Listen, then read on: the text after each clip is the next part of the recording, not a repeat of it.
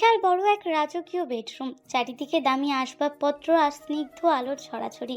আবির ধীর পায়ে ঘরের ভেতর প্রবেশ করলো। পরনে একটি সাধারণ মানের পাঞ্জাবি, চোখে মুখে একরাশ ক্লান্তি আর রাজ্যের নীরবতা। ঘরের মাঝখানে বিশাল খাটের একপাশে পিঠ ঠেকিয়ে দাঁড়িয়ে আছে সাইরা। পরনে লাল রঙের ভারী শাড়ি, তবে মুখে কোনো নববধূর লাজুকতা নেই, আছে তীব্র ক্ষোভ আর বিরক্তি। আবির দরজাটা শব্দ না করে ভেজিয়ে দিয়ে মাথা নিচু করে দাঁড়িয়ে রইল। সায়রা তীক্ষ্ণ দৃষ্টিতে আবিরের দিকে তাকালো। তুমি এখানে কেন দাঁড়িয়ে আছো? ভেতরে আসার সাহস তোমাকে কে দিল? আপনার বাবা আমাকে এই ঘরে আসতে বললেন, তাই এসেছি। আমার বাবা বলেছে। আর তুমি সুবোধ বালকের মতো চলে এসেছো? তোমার নিজের কোনো ব্যক্তিত্ব নেই নাকি টাকার গন্ধ পেয়ে সব ব্যক্তিত্ব বিসর্জন দিয়েছো? আপনি যা ভাবছেন পরিস্থিতি ঠিক তেমনটা নয়। পরিস্থিতি কেমন সেটা আমাকে বোঝাতে এসো না। আমি খুব ভালো করে জানি তোমার বাবার চরিত্র। আমার বাবার ইমোশনকে ব্ল্যাকমেল করে 50 লাখ টাকা ঋণ মওকুফ করিয়েছে। তার উপর নিজের 20 বছরের ছেলেকে আমার গলায় ঝুলিয়ে দিয়েছে। তোমার লজ্জা করে না? তুমি জানো আমার বয়স কত? জানি, আপনার বয়স 29 আর আমার 20। জানার পরেও তুমি এই বিয়েতে রাজি হলে কিভাবে? তোমার কি একবারও মনে হলো না যে তোমার চেয়ে 9 বছরের বড় একটা মেয়েকে বিয়ে করছো? মানুষ জানলে কি বলবে? তোমাকে আমার ছোট ভাই ভাববে। সমাজের মানুষ কি ভাববে সেটা নিয়ে ভাবার মতো বিলাসিতা আমার জীবনে নেই। যখন নিজের পরিবার নিলামে ওঠে তখন বয়স আর সম্মান নিয়ে ভাবার সুযোগ থাকে না। ও, তার মানে তুমি স্বীকার করছো যে তুমি বিক্রি হয়েছো। টাকার জন্য তোমার বাবা তোমাকে আমার কাছে বিক্রি করে দিয়েছে। হ্যাঁ, বলতে পারেন। ঋণ শোধ করার আর কোনো উপায় আমাদের ছিল না। আপনার বাবা আমার বাবাকে জেলে পাঠানোর হুমকি দিয়েছিলেন। আমি শুধু আমার পরিবারকে বাঁচানোর চেষ্টা করেছি। বাহ, দারুণ আত্মত্যাগ। কিন্তু এই আত্মত্যাগের আড়ালে যে বিশাল সম্পত্তির লোভ লুকিয়ে আছে সেটা আমি বুঝি না ভেবেছো? তুমি হয়তো ভেবেছো আমাকে বিয়ে করলেই আমার বাবার সব সম্পত্তির অর্ধেক মালিক তুমি হয়ে যাবে। আপনার সম্পত্তির প্রতি আমার এক বিন্দুও লোভ নেই। আমি শুধু আমার বাবার ঋণের দায় মেটাতে এসেছি। মিথ্যা কথা। তোমার মতো ছেলেদের আমি খুব ভালো করেই চিনি। গরিব ঘরের ছেলেদের বড়লোক হওয়ার শর্টকাট রাস্তা হলো বড়লোক ঘরের মেয়ে ফাঁসানো। আর তুমি তো একেবারে লিগ্যাল ওয়েতে এসেছো। সায়রার তীক্ষ্ণ কথাগুলো আবিরের বুকে তীরের মতো বিঁধতে লাগলো, কিন্তু সে কোনো প্রতিবাদ করলো না। শুধু তার চোখের দৃষ্টি একটু নিচের দিকে নেমে গেল। আপনার যদি মনে হয় আমি সম্পত্তির লোভে এসেছি তবে তাই হোক। আপনার ধারণাকে বদলানোর মতো শক্তি বা ইচ্ছে কোনোটিই আমার নেই। তোমার ইচ্ছা থাকলেও তুমি সেটা পারতে না, কারণ তুমি জানো তুমি কি। শোনো আবির, তুমি আমার বাবার জেদের কারণে এ বাড়িতে ঢুকেছো ঠিকই, কিন্তু আমার মনে তুমি কখনো জায়গা পাবে না। আমি তোমাকে কোনোদিন আমার স্বামী হিসেবে মেনে নেব না। আমি আপনার কাছে সেই দাবি নিয়ে আসিনি। আপনি নিশ্চিন্ত থাকতে পারেন। নিশ্চিন্ত আমি থাকবো, কিন্তু তোমাকে একটা কথা পরিষ্কার জানিয়ে দেই, এই ঘরে তুমি থাকতে পারবে না। ঠিক আছে, আমি তাহলে বাইরে গিয়ে অন্য কোনো ঘরে থাকছি। দাঁড়াও, বাইরে যাওয়ার কোনো দরকার নেই। বাড়ির কাজের লোক থেকে শুরু করে আমার মা বাবা সবাই জানবে তুমি এই ঘরেই আছো। আমি চাই না কাল রাতে বাড়ি জুড়ে কোনো নতুন নাটক শুরু হোক। তাহলে আমি কোথায় থাকবো? ওই যে জানালার পাশে সোফাটা দেখছো, ওইখানে গিয়ে পড়ে থাকো। আর শোনো, ভুল করেও কখনো আমার বিছানার ধারে কাছে আসার চেষ্টা করবে না। জি আচ্ছা। আবির ধীর পায়ে হেঁটে জানালার ধারে সোফাটার কাছে গেল। সেখানে রাখা একটা ছোট্ট কুশন মাথায় দিয়ে সে গুটিসুটি মেরে শুয়ে পড়ল। তার এই নির্লিপ্ত আচরণে সায়রা কিছুটা অবাক হলো। সে ভেবেছিল ছেলেটা হয়তো তর্ক করবে, নিজের অধিকার ফলাতে চাইবে, কিন্তু আবিরের এই নীরব সমর্পণ তাকে ভাবিয়ে তুলল। তুমি কি এইভাবেই ঘুমাবে? জি, আমার অভ্যাস আছে। তোমার কি রাগ হচ্ছে না? আমি তোমাকে এত কথা শোনালাম, ফ্লোরে শুতে বললাম, তোমার কোনো আত্মসম্মান নেই? যার নিজের বলতে কিছু নেই তার আবার আত্মসম্মান কিসের? আপনি যা বলেছেন সত্যি কথাই তো বলেছেন। আমি তো সত্যি ঋণের দায়ে বিক্রি হওয়া একটা মানুষ। তোমার এই সাধু সাজার অভিনয় আমার সামনে একদম করবে না। আমি খুব প্র্যাকটিক্যাল মানুষ। আমিও খুব প্র্যাকটিক্যাল মানুষ, তাই তো বাস্তবতা মেনে নিয়েছি। আপনি ঘুমিয়ে পড়ুন, রাত অনেক হয়েছে। সায়রার কিছু না বলে রাগে গজগজ করতে করতে বিছানায় গিয়ে শুলো। লাইট অফ করে দিল। পুরো ঘর অন্ধকারে ঢেকে গেল। শুধু জানালার ফাঁক গলে আসা চাঁদের আলো সোফায় শুয়ে থাকা আবিরের মুখের ওপর পড়ল। সায়রার চোখে ঘুম নেই, সে আর চোখে আবিরের দিকে তাকালো। ছেলেটার মুখে কোনো বিরক্তি নেই, কোনো জেদ নেই। এত অপমানের পরেও কেউ এত শান্ত কিভাবে থাকতে পারে? সায়রার মনে হলো ছেলেটা হয়তো সত্যিই কোনো নিরুপায় পরিস্থিতিতে পড়ে এই বিয়েতে রাজি হয়েছে, কিন্তু পরক্ষণেই নিজের মনকে শক্ত করলো সে। না সায়রা, তুই গলে যাস না। এদের রক্তেই লোভ মেশানো, সুযোগ পেলেই ছবল মারবে। এভাবেই কেটে গেল দীর্ঘ একটি রাত। ভোরের আলো ফুটতেই আবিরের ঘুম ভেঙে গেল। সে উঠে ফ্রেশ হয়ে নিল, নামাজ পড়ে বারান্দায় গিয়ে দাঁড়ালো। ভোরের স্নিগ্ধ হাওয়া তার মনের কষ্টগুলোকে কিছুটা হলেও জুড়িয়ে দিল। কিছুক্ষণ পর সায়রার ঘুম ভাঙলো। চোখ খুলেই সে দেখলো সোফাটা খালি। সে ধরপড় করে উঠে বসলো। ছেলেটা গেল কোথায়? চুরি টুরি করে পালালো নাকি? ঠিক তখনই আবির ঘরে প্রবেশ করলো। তার হাতে একটা ট্রে, তাতে 2 কাপ ধোয়া ওঠা চা। Good morning. তুমি কোথায় ছিলে? আর এই চা কে পাঠালো? আমি রান্নাঘরে গিয়েছিলাম, দেখলাম কাজের বুয়া কেবল এসেছেন, তাই নিজেই চা বানিয়ে নিয়ে আসলাম। আপনি তো রাতে কিছু খাননি, হয়তো মাথা ব্যথা করতে পারে। তুমি আমার জন্য চা বানিয়েছো? কেন? এমনি, আমি নিজের জন্য বানাচ্ছিলাম, ভাবলাম আপনার জন্য 1 কাপ বানাই। আমি অপরিচিত মানুষের হাতের জিনিস খাই না, বিশেষ করে যার উদ্দেশ্য নিয়ে আমার সন্দেহ আছে। চায়ের ভেতর আমি কোনো বিষ মেশাইনি, আর আমি আপনার সম্পত্তির দলিলে সই করার কোনো কাগজও চায়ের সাথে আনিনি। খেতে পারেন নিশ্চিন্তে। আবিরের কথা শুনে সায়রা থমকে গেল। ছেলেটার গলার স্বরে কোনো অভিমান নেই, কিন্তু কথাগুলো বেশ ধারালো। সায়রার ট্রে থেকে চায়ের কাপটা তুলে নিল। চায়ে চুমুক দিয়ে সে অবাক হলো। চাটা সত্যিই দারুণ হয়েছে। চাটা খারাপ হয়নি। ধন্যবাদ। শোনো, আজ সকালে ব্রেকফাস্ট টেবিলে আমার মা হয়তো তোমাকে কিছু শোনাতে পারে। তুমি যেন আবার সেখানে কোনো সিন ক্রিয়েট করো না। সিন ক্রিয়েট করার মতো সাহস বা অধিকার কোনোটি আমার নেই, আপনি চিন্তা করবেন না। আর একটা কথা, তুমি ভার্সিটি যাও তাই না? জি, 3rd ইয়ারে পড়ছি। তোমার ভার্সিটির খরচ কে দেয়? আমি টিউশন করি, সেখান থেকে নিজের খরচ চালাই। এখন থেকে আর টিউশনি করার দরকার নেই। আমার বাবার স্ট্যাটাস আছে, তার জামাই মানুষের বাড়ি বাড়ি গিয়ে টিউশনি করবে, এটা মানায় না। তোমার যা টাকা লাগবে আমি দেব। আমার কোনো টাকার প্রয়োজন নেই, আমি আমার নিজের খরচ নিজেই চালাতে পারি। আপনার বাবার স্ট্যাটাস আমার টিউশনি করার কারণে নষ্ট হবে না। তুমি কি আমার মুখের উপর তর্ক করছো? তর্ক করছি না, শুধু নিজের অবস্থানটা পরিষ্কার করছি। আমি বিক্রি হয়েছি আপনার বাবার ঋণের দায়ে। আমার আত্মসম্মানটা বিক্রি হয়নি। আমি আমার নিজের পরিশ্রমে চলি, ভবিষ্যতেও চলবো। তোমার এত ইগো কিসের? গরিব মানুষের এত ইগো মানায় না। গরিব মানুষের একটাই জিনিস থাকে, সেটা হলো তার আত্মসম্মান। সেটা হারালে তার আর কিছুই থাকে না।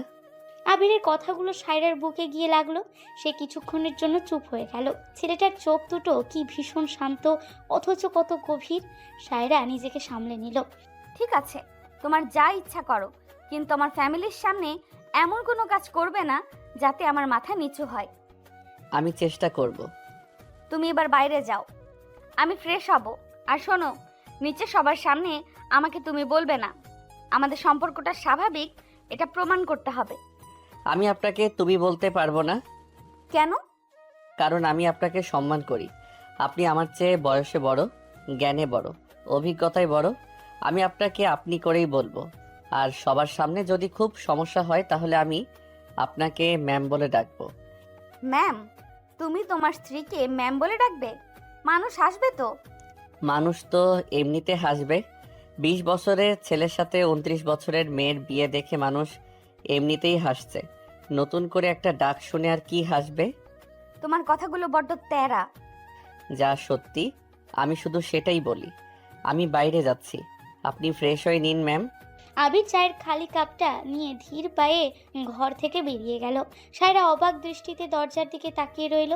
এই ছেলেটাকে সে যেমন ভেবেছিল সে তো মোটেও তেমন নয়। কোনো লোভ নেই, কোনো ভয় নেই, আবার কোনো জেদও নেই। এক অদ্ভুত শীতলতা আছে ছেলেটার মাঝে। সায়রার মনে হলো একটা অচেনা বইয়ের পাতা সে মাত্র উল্টাতে শুরু করেছে। ম্যাম, অদ্ভুত ছেলে একটা। সায়রা ফ্রেশ হয়ে নিচে নামলো। ডাইনিং টেবিলে সবাই বসে আছে। সায়রার বাবা শওকত আলী, মা নার্গিস এবং আবির টেবিলের পরিবেশ বেশ থমথমে। তা নবাবজাদা, ঘুম ভাঙলো তাহলে? আমি তো ভাবলাম বড় লোকের নরম বিছানা পেয়ে হয়তো দুপুর পর্যন্ত নাক ডেকে ঘুমাবে। নাগিস, কি বলছো এসব? ও এখন আমাদের বাড়ির ছেলে। তোমার বাড়ির ছেলে হতে পারে, আমার না। তোমার বন্ধুর ওই ভিখারি ছেলেকে আমি কোনো দিন জামাই হিসেবে মানতে পারবো না। ছেলেটার নিজের পরার মতো একটা ভালো শার্ট নেই, সে এসেছে আমার রাজকন্যার স্বামী হতে।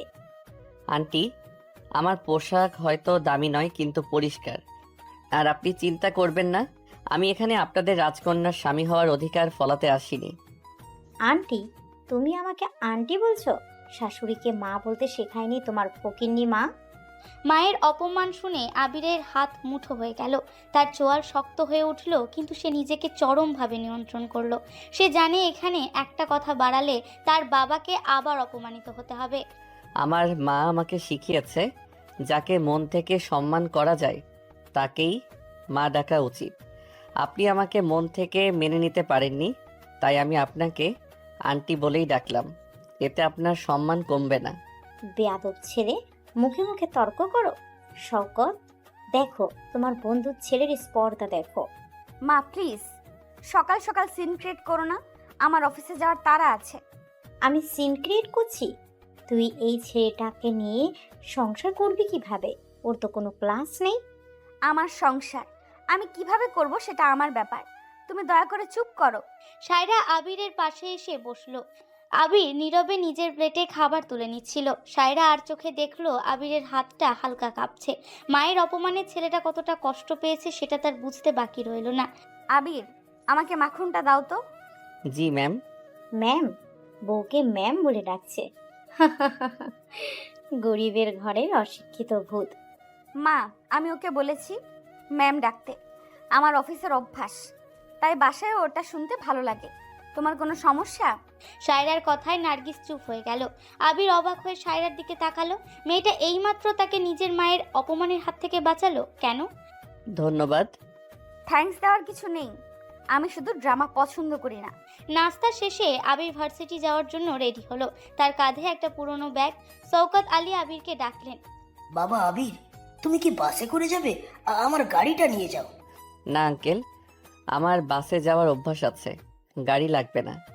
আরে বাবা, এখন তুমি এই বাড়ির জামাই, বাসে গেলে মানুষ কি বলবে?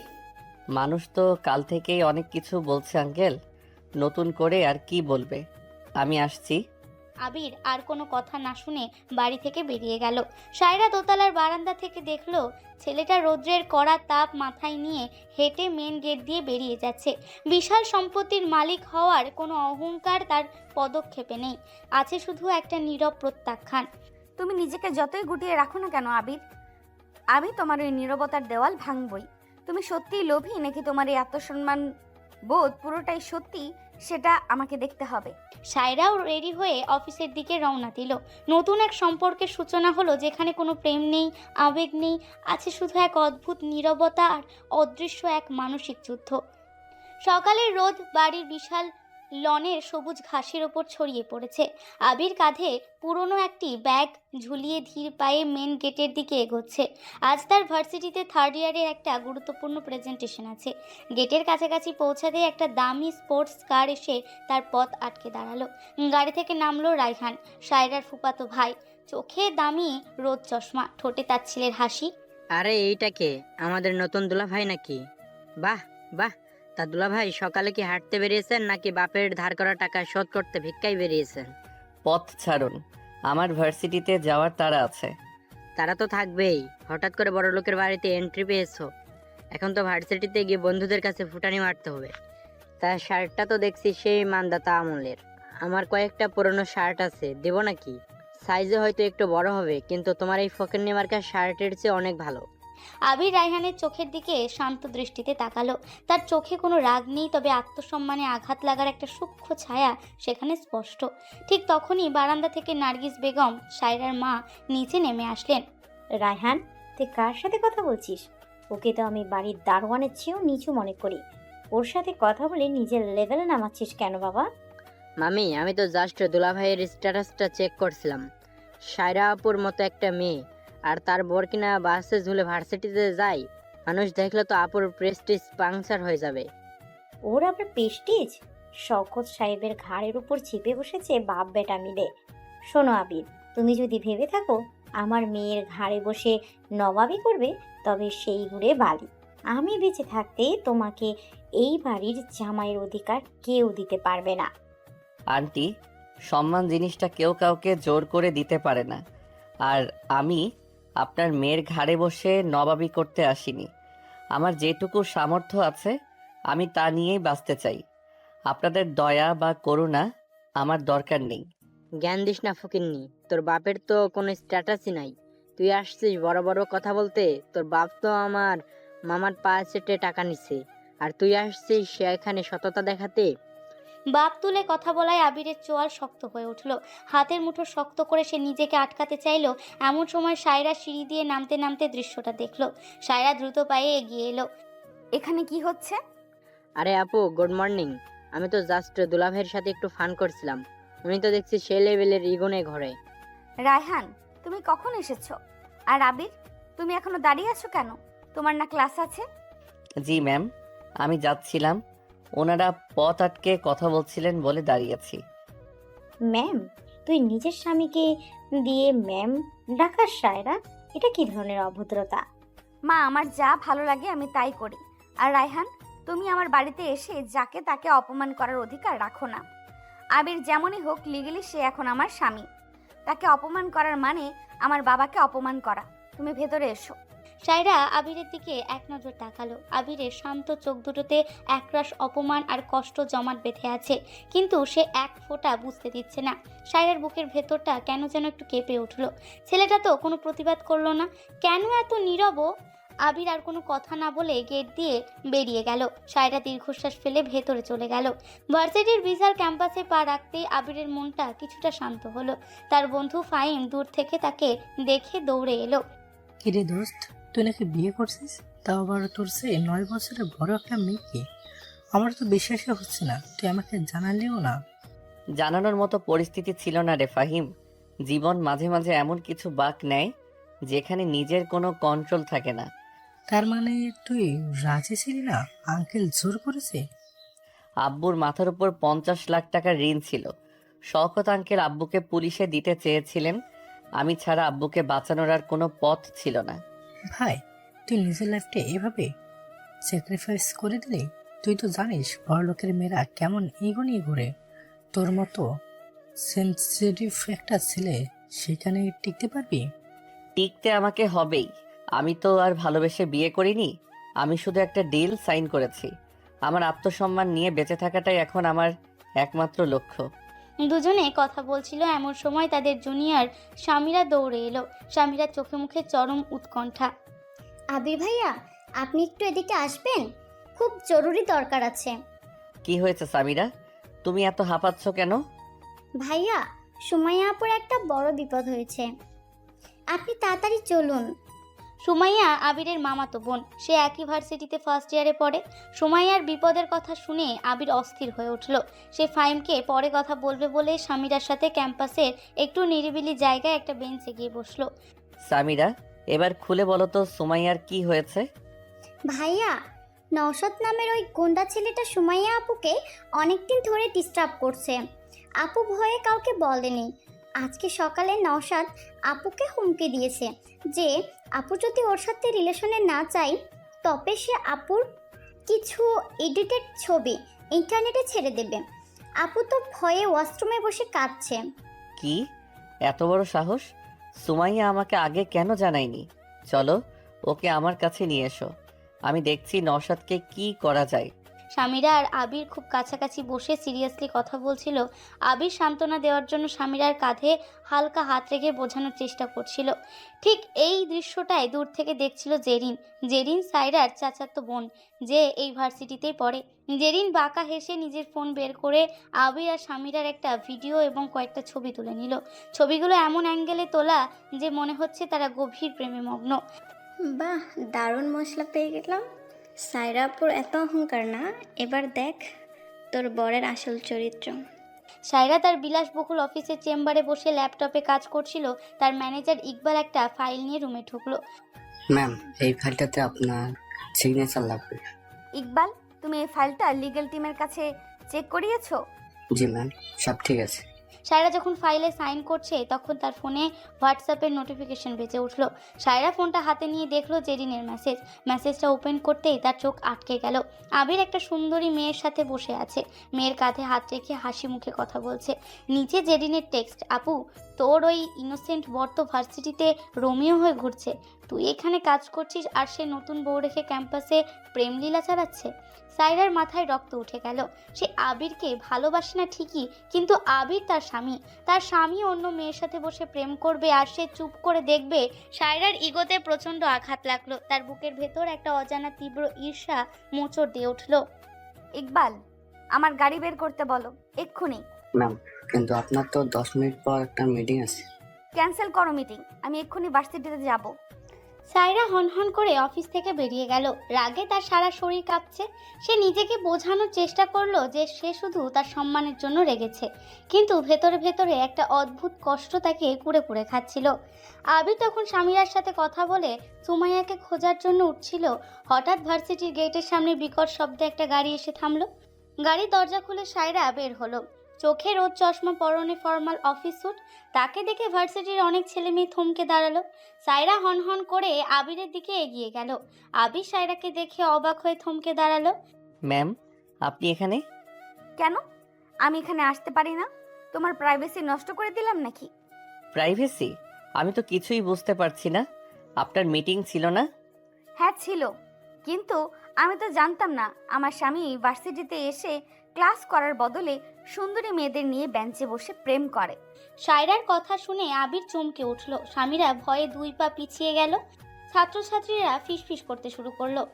ম্যাম, আপনি ভুল বুঝছেন। আমি শাট আপ! আমি তোমার সাথে কথা বলছি না। তুমি নিশ্চয়ই জানো ও বিবাহিত, নাকি তোমার কাছে নিজেকে ব্যাচেলর দাবি করেছে? ম্যাম, আপনি কি বলছেন এসব? আপনি না জেনে কাউকে এভাবে সবার সামনে অপমান করতে পারেন না। আমি না জেনে কথা বলি না আবির। তুমি এই মেয়ের সাথে বসে ওর কাঁধে হাত দিয়ে রোম্যান্স করছিলে, সেটা আমি নিজের চোখে দেখেছি, মানে ছবিতে দেখেছি। তোমার সাহস তো কম না। আমার বাবার টাকায় কেনা শার্ট পরে তুমি আমার সাথে বেইমানি করছো। বাবার টাকায় কেনা শার্ট কথাটা আবিরের বুকে তীরের মতো বিঁধল। তার চোখ দুটো মুহূর্তের জন্য ছলছল করে উঠল, কিন্তু পরক্ষণেই সে নিজেকে সামলে নিল। তার আত্মসম্মানে প্রচণ্ড আঘাত লাগলেও সে সবার সামনে সায়রাকে ছোট করতে চাইল না। ম্যাম, আপনি যা ভাবছেন তা সত্যি নয়, কিন্তু আমি এখানে সবার সামনে কোনো কৈফিয়ত দেব না। আপনার যদি মনে হয় আমি দোষী, আপনি আমাকে যা খুশি শাস্তি দিতে পারেন। চুপ করো, একদম চুপ করো। তুমি এক্ষুনি গাড়িতে ওঠো। কিন্তু আমার সুমাইয়াকে। আমি তোমাকে গাড়িতে উঠতে বলেছি আবির। যদি একটাও কথা বলো, আমি এই ভার্সিটির প্রিন্সিপালকে ডেকে তোমার নামে কমপ্লেন করব। গাড়িতে ওঠো। আবির একটা দীর্ঘশ্বাস ফেলে স্বামীরার দিকে তাকালো। ইশারায় বোঝালো যে সুমাইয়ার বিষয়টা পরে দেখবে। তারপর সে মাথা নিচু করে গিয়ে সায়রার গাড়িতে উঠে বসলো। সায়রা গাড়ির দরজা সজোরে বন্ধ করে ড্রাইভিং সিটে বসলো। প্রচণ্ড স্পিডে গাড়ি স্টার্ট দিয়ে সে ভার্সিটির ক্যাম্পাস থেকে বেরিয়ে গেল। গাড়ির ভেতর পিনপতন নীরবতা। এসি চলছে, কিন্তু সায়রার কপালের ঘাম যেন শুকাচ্ছে না। রাগে তার নিঃশ্বাস ভারী হয়ে আসছে। আবির জানালার বাইরে তাকিয়ে আছে, তার মুখ একদম শান্ত, কিন্তু ভেতরে যে ঝড় বইছে সেটা কেবল সেই জানে। সায়রা হঠাৎ রাস্তার একপাশে হার্ড ব্রেক করে গাড়ি থামালো। তোমার কি কোনো লজ্জা নেই আবির? আমি তোমাকে সকালবেলা বললাম না যে আমার পরিবারের সম্মান নষ্ট হয় এমন কোনো কাজ করবে না? আর তুমি কিনা ভার্সিটিতে গিয়ে একটা আজে বাজে মেয়ের সাথে ঢলাঢলি করছো। আবির ধীরে ধীরে সায়রার দিকে তাকালো। তার চোখের ওই শান্ত শীতল দৃষ্টি দেখে সায়রা মুহূর্তের জন্য থমকে গেল। ম্যাম, আপনি কি আপনার বলা কথাগুলো একবার ভেবে দেখেছেন? আপনি আমাকে গরিব বলে অপমান করতে পারেন, আমার স্ট্যাটাস নিয়ে খোঁচা দিতে পারেন, কিন্তু আমার চরিত্র নিয়ে কথা বলার অধিকার আপনাকে কে দিয়েছে? অধিকার কে দিয়েছে মানে? তুমি আমার লিগ্যাল হাজবেন্ড, আর তুমি অন্য মেয়ের সাথে। আমি অন্য কোনো মেয়ের সাথে ঢলাঢলি করছিলাম না ম্যাম। আপনি সবসময় না জেনেই বিচার করেন। এই অধিকার আপনাকে আপনার টাকা আর বয়স দিয়েছে, তাই না? তুমি আমার কথার উপর দিয়ে কথা বলছো। জেরিন আমাকে সব ছবি পাঠিয়েছে, আমি নিজে দেখেছি। তুমি ওর কাঁধে হাত দিয়ে হাসছিলে। আবির একটা দীর্ঘশ্বাস ফেললো। সেই দীর্ঘশ্বাসের শব্দটা যেন বদ্ধ গাড়ির ভেতর ভারী পাথরের মতো এসে সায়রার বুকে বিঁধল। আপনি শুধু একটা ফ্রেমের ছবি দেখেছেন ম্যাম, পুরো গল্পটা জানেন না। ওই মেয়েটার নাম সামিরা, ও আমার জুনিয়র। আর ও যার কথা বলতে এসেছিল তার নাম সুমাইয়া। সুমাইয়া আমার মামাতো বোন, সে এই ভার্সিটিতেই পড়ে। তো তোমার মামাতো বোনের কথা বলার জন্য ওই মেয়ের গায়ে হাত দিতে হবে? সুমাইয়া একটা বিপদে পড়েছে ম্যাম। ভার্সিটির একটা বখাটে ছেলে ওকে ব্ল্যাকমেইল করছে। সুমাইয়া ভয়ে ওয়াশরুমে লুকিয়ে কাঁদছিল। সামিরা দৌড়ে এসে আমাকে সেই বিপদের কথা জানাচ্ছিল। মেয়েটা ভয়ে কাঁপছিল, তাই আমি একজন বড় ভাই হিসেবে ওকে সান্ত্বনা দেওয়ার জন্য ওর কাঁধে হাত রেখেছিলাম। হাসছিলাম না, ওকে সাহস দিচ্ছিলাম।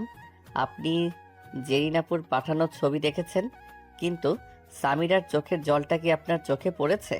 আবিরের কথাগুলো শুনে সায়রা যেন পাথরের মতো জমে গেল। তার গলা শুকিয়ে এলো। সে যা ভেবেছিল বিষয়টা তার ধারের কাছেও নয়। সে না জেনে না বুঝে সবার সামনে আবিরকে এত বড় একটা অপমান করে ফেললো। সায়রার বুকের ভেতরটা হঠাৎ করে অপরাধ বোধে ঘুরে গেল। তুমি তুমি আমাকে আগে বলনি কেন? তুমি তো ভার্সিটিতেই বলতে পারতে। আপনি কি শোনার মতো অবস্থায় ছিলেন ম্যাম? আপনি তো এসেই আপনার ইগো আর সম্মানের বড়াই শুরু করে দিলেন। আপনি আমাকে কথা বলার কোনো সুযোগই দেননি। আর সবার সামনে যদি আমি তর্ক করতাম, তাহলে আপনার সম্মানটা কি খুব থাকতো? আমি আমি আসলে বুঝতে পারিনি আবির। জেরিন আমাকে এমনভাবে মেসেজটা করেছিল, আমি আমি মাথা ঠিক রাখতে পারিনি। আমি জানি ম্যাম, আমি গরিব। আমার বাবা ঋণের দায়ে আমাকে বিক্রি করেছে, তাই আমার উপর যে কোনো দোষ চাপানো খুব সহজ। আমি চরিত্রহীন, আমি লোভী। এই ট্যাগগুলো আমার গায়ে লাগানোটা আপনাদের জন্য খুব সাধারণ ব্যাপার। প্লিজ আবির, এইভাবে বলো না। আমি রিয়েলাইজ করছি আমার ভুল হয়েছে। আমি তোমাকে সবার সামনে ওভাবে, I am really sorry. Saira প্রথমবারের মতো আবিরের কাছে ক্ষমা চাইলো। তার অহংকারী চোখের দৃষ্টি এখন নিচে নামানো। আবির জানালার বাইরে তাকিয়ে রইল। আপনার সরি বলার কোনো প্রয়োজন নেই ম্যাম। আপনার টাকা আছে, ক্ষমতা আছে, আপনার সরি বলাটা মানায় না। আপনি গাড়ি চালান, আমাকে সুমাইয়ের কাছে যেতে হবে, ও খুব বিপদে আছে। আমি যাব তোমার সাথে। দরকার নেই, এটা আমার পরিবারের সমস্যা, আমি নিজেই সামলাতে পারবো। আমি শুধু তোমার স্ত্রী নই আবির, আমি একজন মানুষ। একটা মেয়ে ব্ল্যাকমেলের শিকার হচ্ছে, আর আমি চুপ করে থাকবো? আর তুমি তো আমার স্বামীর দায়িত্বে আছো। তোমার বোনের বিপদ মানে আমারও তো দায়িত্ব, তাই না? সায়রার কথায় আবির অবাক হয়ে তাকালো। এই মেয়েটার ভেতরে একটা অদ্ভুত স্ববিরোধী চরিত্র আছে। সে যেমন রাগী আর অহংকারী, আবার ঠিক তেমনই একটা প্রোটেক্টিভ সত্তাও তার ভেতরে লুকিয়ে আছে। আপনি সত্যি যেতে চান? হ্যাঁ, আমি দেখতে চাই কোন সাহসে একটা বখাটে ছেলে আমার স্বামীর বোনকে ব্ল্যাকমেইল করে। সায়রা গাড়ি ঘুরিয়ে আবার ভার্সিটির দিকে রওনা দিল। গাড়ির ভেতরের গুমোট পরিবেশটা কিছুটা হালকা হলেও একটা অদৃশ্য দূরত্ব যেন এখনো রয়ে গেল। সায়রা আর চোখে আবিরের দিকে তাকালো। ছেলেটা এখনো জানালার বাইরে তাকিয়ে আছে। সায়রার মনে হলো এই ছেলেটার নীরবতা আর আত্মসম্মানবোধ তাকে একটু একটু করে তার অহংকারের জায়গা থেকে নিচে নামিয়ে আনছে। সে কি সত্যি আবিরকে একটু একটু করে বুঝতে শুরু করেছে, নাকি এই নীরবতার আড়ালে আরও কোনো বড় ঝড় লুকিয়ে আছে? সায়রা গাড়ি ঘুরিয়ে আবার ভার্সিটির গেটের ভেতরে প্রবেশ করলো। গাড়ি থেকে নেমে সে হনহন করে সুমাইয়া আর সামিরার দিকে এগিয়ে গেল। আবিরও তার পিছু পিছু গেল। সুমাইয়া তখনও ভয়ে কাঁপছে আর সামিরা তাকে জড়িয়ে ধরে সান্ত্বনা দেওয়ার চেষ্টা করছে। সায়রা গিয়ে সুমাইয়ার সামনে দাঁড়ালো। তুমি সুমাইয়া, আবিরের মামাতো বোন? জি জি ম্যাম। কাঁদছো কেন? চোখের পানি মোছো। একটা বখাটে ছেলে তোমাকে ব্ল্যাকমেল করবে আর তুমি বাথরুমে লুকিয়ে কাঁদবে? এই শিক্ষা নিয়ে বড় হয়েছো? শোনো, মেয়েরা যখন কাঁদে তখন সমাজ তাদের দুর্বল ভাবে। কান্না থামাও আর আমাকে বলো এই ছেলেটা কোথায়। সায়রার তীক্ষ্ণ ও দৃঢ় কণ্ঠস্বর শুনে সুমাইয়া কিছুটা ঘাবড়ে গেল, কিন্তু একই সাথে একটা ভরসাও পেল। আবির সুমাইয়ার মাথায় হাত রাখলো। ভয় পাস না সুমাইয়া, ম্যাম যা বলছেন সব খুলে বলো। ওই নওশাদ কোথায় এখন? ম্যাম, নওশাদ তো ওই ক্যাফেটেরিয়ার দিকে বসে আড্ডা দিচ্ছে। ও তো জানে না আমরা আপনাকে ডাকতে গেছি। গুড, চলো আমার সাথে। সায়রা সোজা ক্যাফেটেরিয়ার দিকে হাঁটা ধরলো। আবির, সুমাইয়া আর সামিরা তার পেছনে। ক্যাফেটেরিয়ার তখন ভীষণ ভিড়। নওশাদ তার বন্ধুদের সাথে বসে আড্ডা দিচ্ছিল আর হাসাহাসি করছিল। সায়রা গিয়ে সোজা নওশাদের টেবিলে দাঁড়ালো। তার চোখের চাহনি এতটাই শীতল আর রাগী ছিল যে নওশাদের হাসি মুহূর্তেই মিলিয়ে গেল। তোমার নামই কি নওশাদ? হ্যাঁ, কিন্তু আপনি কে? আপনাকে তো চিনতে পারলাম না। আমাকে চেনার তোমার কোনো যোগ্যতা নেই, কিন্তু তুমি যে কাজটা করেছো সেটার পরিণতি কতটা ভয়াবহ হতে পারে সেটা বোঝানোর জন্য আমার পরিচয়টা দেওয়া খুব জরুরি। আমি সায়রা চৌধুরী, শওকত গ্রুপের এমডি। আর তুমি যাকে ব্ল্যাকমেল করার দুঃসাহস দেখিয়েছো সে আমার স্বামীর ছোট বোন। আমার স্বামী শব্দটা সায়রা এমনভাবে উচ্চারণ করলো যেন পুরো পৃথিবী শুনলেও তার কাছে কিছু যায় আসে না। আবির চমকে উঠে সায়রার দিকে তাকালো। এই অহংকারী মেয়েটা সবার সামনে তার নিজের স্বামী হিসেবে পরিচয় দিচ্ছে। ম্যাম, আমি তো কিছু আমি তো জাস্ট মজা করছিলাম। মজা? একটা মেয়ের এডিটেড ছবি ইন্টারনেটে দেওয়ার হুমকি দেওয়া তোমার কাছে মজা মনে হয়? শোনো বখাটে ছেলে, আমি পুলিশ ডাকার মতো সময় নষ্ট করি না। আমার একটা ফোন কলে সাইবার ক্রাইম ইউনিট আগামী 10 মিনিটের মধ্যে তোমাকে এখান থেকে তুলে নিয়ে যাবে। আর তোমার ওই নোংরা ফোনটা আজীবনের জন্য সিজ হবে। তোমার বাবার স্ট্যাটাস কি আমি জানি না, তবে আমার সাথে লড়তে এলে তোমার পুরো পরিবার রাস্তায় বসে যাবে। সায়রার কথা বলার ভঙ্গি আর ক্ষমতার দাপট দেখে নওশাদের মুখ ফ্যাকাশে হয়ে গেল। আশেপাশের ছাত্রছাত্রীরা পিনপত নীরবতায় সব দেখছিল। ম্যাম, আমাকে মাফ করে দিন। আমি বুঝতে পারিনি সুমাইয়া আপু আপনাদের। আমি আর জীবনেও ওনার দিকে তাকাবো না। আমি সব ডিলিট করে দিচ্ছি। এক্ষুনি ডিলিট করো। আর শোনো, সুমাইয়ার চোখের দিকে তাকিয়ে ক্ষমা চাও। আর যদি কোনোদিন ওকে বিরক্ত করার চেষ্টা করেছো তবে ভার্সিটি তো দূর, এই শহরে তুমি থাকতে পারবে না। নওশাদ মাথা নিচু করে সুমাইয়ার কাছে গেল। আমাকে মাফ করে দে সুমাইয়া। আমি খুব বড় ভুল করে ফেলেছি। আর কোনোদিন আমি তোকে ডিস্টার্ব করব না। সায়রা আর কোনো কথা না বলে ঘুরে দাঁড়ালো। আবিরের দিকে তাকিয়ে শুধু একবার ইশারা করলো আসার জন্য। তারপর হনহন করে গাড়ির দিকে চলে গেল। আবির সুমাইয়াকে আশ্বস্ত করে সায়রার পিছু নিল। গাড়িতে ওঠার পর কিছুক্ষণ কেউ কোনো কথা বলল না।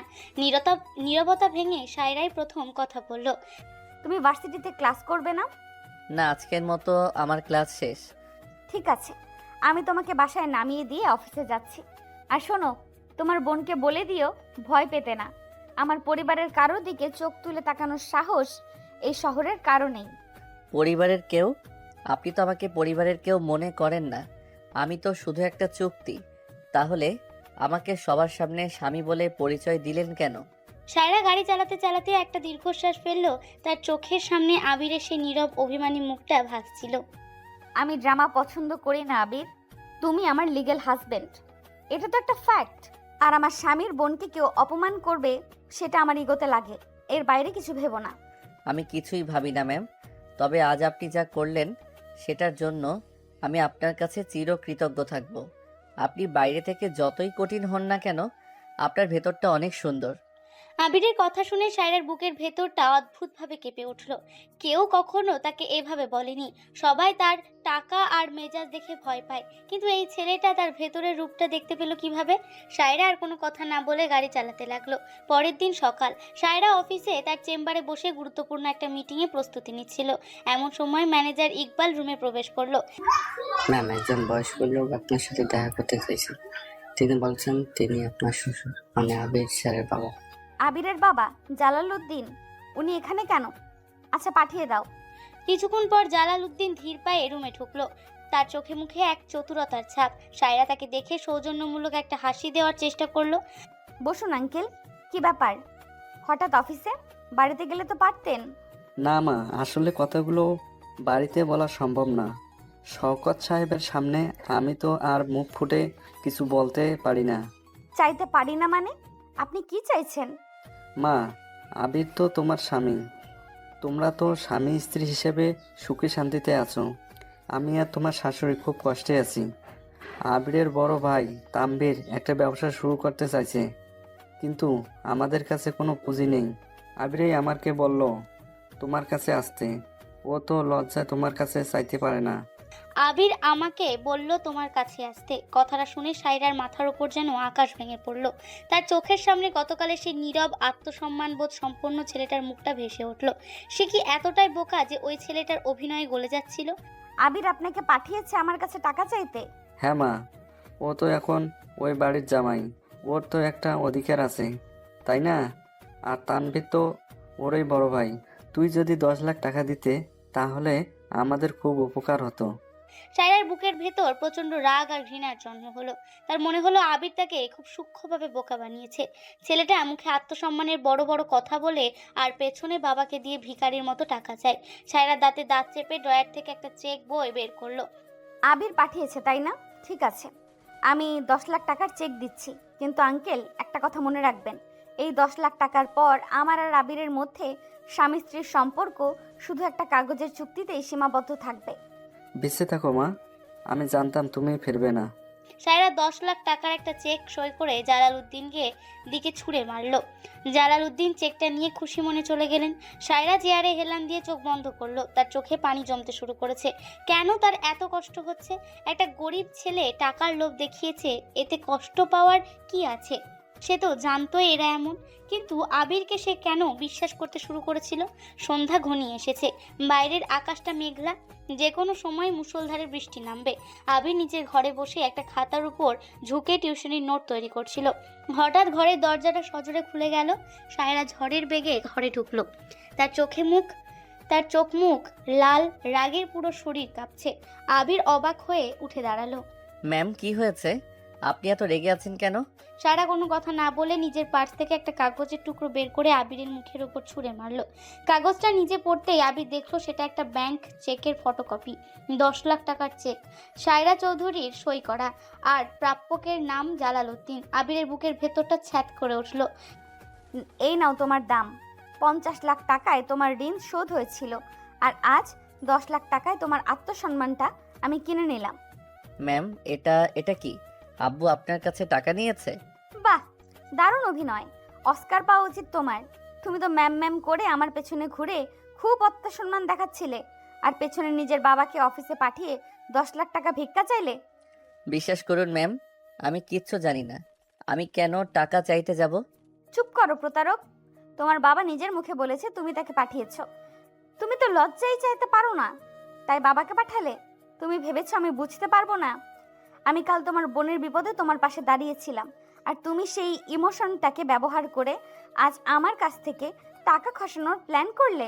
ঠিক সেই মুহূর্তে নার্গিস বেগম ঘরে ঢুকলেন। চেঁচামেচি শুরু, তিনি ছুটে এসেছেন।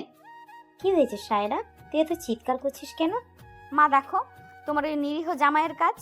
আমাকে না জানিয়ে ওর বাবাকে আমার অফিসে পাঠিয়েছে টাকা ভিক্ষা করতে। আমি 10 লাখ টাকা ওর বাবার মুখের উপর ছুঁড়ে দিয়ে এসেছি। ও মা, তাই নাকি? আমি তো প্রথম দিনই বলেছিলাম এই ভিখারির ঘরের লোকগুলো লোভী। শকতকে তো বোকা বানিয়েছে, এখন তোমাকেও বোকা বানাচ্ছে। এই ছেলে তো একটা আস্ত ফ্রড। অপমানে আবিরের কান ভো ভো করতে লাগলো। তার চোখের সামনে পুরো পৃথিবীটা যেন জ্বলছে। তার নিজের বাবা তার নাম করে সায়রার কাছে টাকা নিয়েছে, যে আত্মসম্মানটা নিয়ে সে এত অহংকার করত, আজ তার নিজের বাবা সেই আত্মসম্মানটাকে 10 লাখ টাকার বিনিময়ে বিক্রি করে দিল। আবিরের চোখ দিয়ে টপ টপ করে পানি পড়তে লাগলো। সে সায়রার দিকে তাকালো। সায়রার চোখে তীব্র ঘৃণা। আপনি আমাকে বিশ্বাস করুন, আমি সত্যি কিছু জানি না। আমি আমার আত্মসম্মান কখনো বিক্রি হতে দিতাম না। তোমার মতো মানুষের মুখে আত্মসম্মান শব্দটা মানায় না আবির। তুমি একটা বিক্রি হওয়া পুতুল, আর আমি তোমাকে কিনেছি। এই ঘরে থাকার কোনো অধিকার তোমার নেই। আমার চোখের সামনে থেকে দূর হও তুমি। আবির আর একটা কথাও বলতে পারলো না। তার গলার কাছে একটা বিশাল দলা পাকিয়ে আসছে। সে নীরবে ঘর থেকে বেরিয়ে গেল। নার্গিস বেগম পেছন থেকে তখনও গালিগালাজ করছেন। সায়রা ধপ করে বিছানায় বসে পড়ল। তার বুকের ভেতরটা ফাঁকা লাগছে। আবিরের চোখের পানিটা কেন এত খাঁটি মনে হলো তার কাছে? বাইরে তখন মুষলধারে বৃষ্টি শুরু হয়েছে। আকাশ চিরে বিদ্যুৎ মেঘ চমকাচ্ছে। আবির সেই ঝড় বৃষ্টির মাঝেই রাস্তায় হাঁটতে লাগলো। তার কাছে কোনো ছাতা নেই, সে সম্পূর্ণ ভিজে গেছে।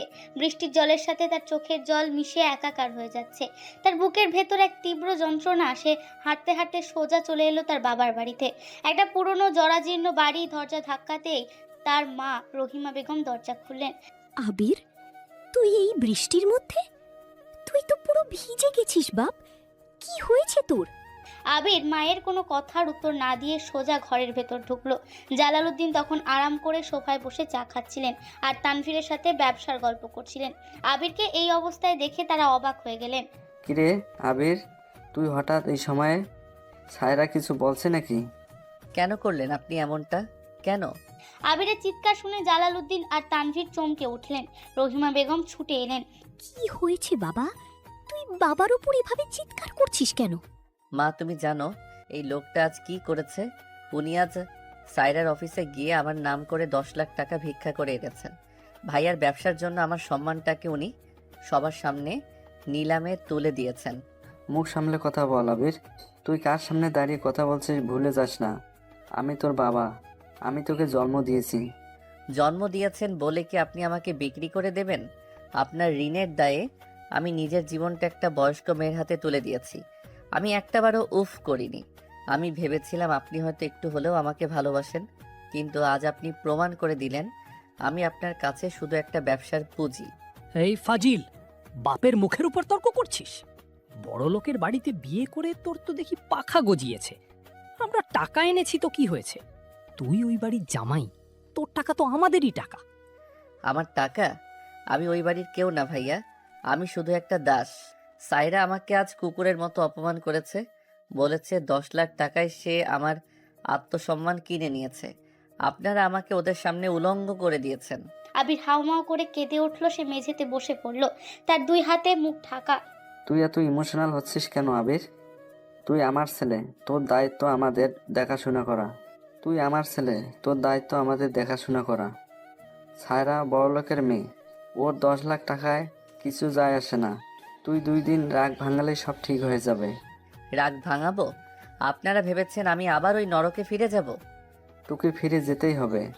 তুই যদি ফিরে না যাস, শওকত সাহেব আমার বাকি ঋণ শোধ করতে এসে আমাকে জেলে পাঠাবে। তুই কি চাস তোর বাবা জেলে পচুক? আবির স্তব্ধ হয়ে গেল। সে ধীরে ধীরে মাথা তুলে তার বাবার দিকে তাকালো। এই লোকটার চোখে এক বিন্দুও মায়া নেই, আছে শুধু স্বার্থপরতা আর লোভ। আবির বুঝতে পারলো এই পৃথিবীতে তার আপন বলতে কেউ নেই। তার মা শুধু নীরবে কাঁদছেন, কিন্তু বাবার মুখের ওপর একটা কথা বলার সাহস তার নেই। ঠিক আছে বাবা, আপনি যখন আমাকে জন্মই দিয়েছেন তখন আপনার পাপের শাস্তি আমাকে পেতেই হবে। আমি যাব, তবে আজ থেকে আপনি আমার কাছে মরে গেছেন। আমি শুধু ওই বাড়ির একটা কেনা গোলাম হয়ে বেঁচে থাকবো। আবির উঠে দাঁড়ালো, একবার মায়ের দিকে তাকালো, তারপর কোনো কথা না বলে বৃষ্টির মধ্যে আবার বেরিয়ে গেল। রাত তখন প্রায় 12টা। সায়রা নিজের ঘরের জানালার পাশে দাঁড়িয়ে আছে। বাইরে এখনো ঝুম বৃষ্টি পড়ছে। তার মনের ভেতরটা খুব অস্থির লাগছে। আবির যেভাবে চোখ ছলছল করে তাকিয়েছিল, সেটা কিছুতেই সে ভুলতে পারছে না। ছেলেটা কি সত্যি কথাই বলছিল? সে কি নিজের অজান্তেই একটা নির্দোষ ছেলেকে খুব বড় একটা আঘাত করে ফেললো? হঠাৎ ঘরের দরজাটা ধীরে ধীরে খুলে গেল। সায়রা ঘুরে তাকালো। দরজার সামনে দাঁড়িয়ে আছে আবির। তার পুরো শরীর বৃষ্টিতে ভেজা, চুল বিয়ে ফোঁটায় ফোঁটায় পানি পড়ছে। পরনের শার্টটা গায়ের সাথে লেপ্টে আছে। তার চোখ দুটো জবা ফুলের মতো লাল, আর দৃষ্টিটা এতটাই শূন্য যে সায়রার বুকের ভেতরটা ধক করে উঠল। আবির, তুমি এত ভিজেছো কেন? কোথায় গিয়েছিলে তুমি? আবির ধীর পায়ে সায়রার দিকে এগিয়ে এলো। তার ঠোঁট কাঁপছে। সে পকেট থেকে ভিজে যাওয়া 10 লাখ টাকার চেকটা বের করে সায়রার পায়ের কাছে ছুঁড়ে ফেলল। চেকটা বৃষ্টির পানিতে ভিজে ছিঁড়ে গেছে। সায়রা অবাক হয়ে ফ্লোরের দিকে তাকালো। এই নিন আপনার 10 লাখ টাকা। আমার বাবা হয়তো লোভী, কিন্তু আমি লোভী নই ম্যাম। তুমি চেকটা ফিরিয়ে আনলে কেন? আর তোমার এই অবস্থা কেন? আবিরের চোখের কোণ দিয়ে গড়িয়ে পড়া পানি বৃষ্টির পানির সাথে মিশে গেল। সে সায়রার চোখের দিকে সরাসরি তাকালো। ম্যাম, আপনি ঠিকই বলেছিলেন, আমি বিক্রি হয়ে গেছি। আমার বাবা আমাকে আপনার বাবার টাকার কাছে বিক্রি করে দিয়েছেন। আমি আপনাদের কেনা একটা দাস। কিন্তু আবিরের গলা ধরে এলো। সে এক ঢোক গিলে নিজেকে সামলানোর চেষ্টা করলো। কিন্তু ম্যাম, আমি হয়তো বিক্রি হয়েছি, আমার আত্মসম্মানটা বিক্রি হয়নি। আমার বাবা আমার নাম করে টাকা নিয়েছে, এটা আমি জানতাম না। আজ যখন আপনি আমাকে অপমান করলেন, আমি বাবার কাছে গিয়েছিলাম। আমি তার কাছে কৈফিয়ত চেয়েছিলাম, কিন্তু সে আমাকে বলল আমাকে জন্ম দেওয়ার অধিকারেই সে আমাকে বিক্রি করতে পারে।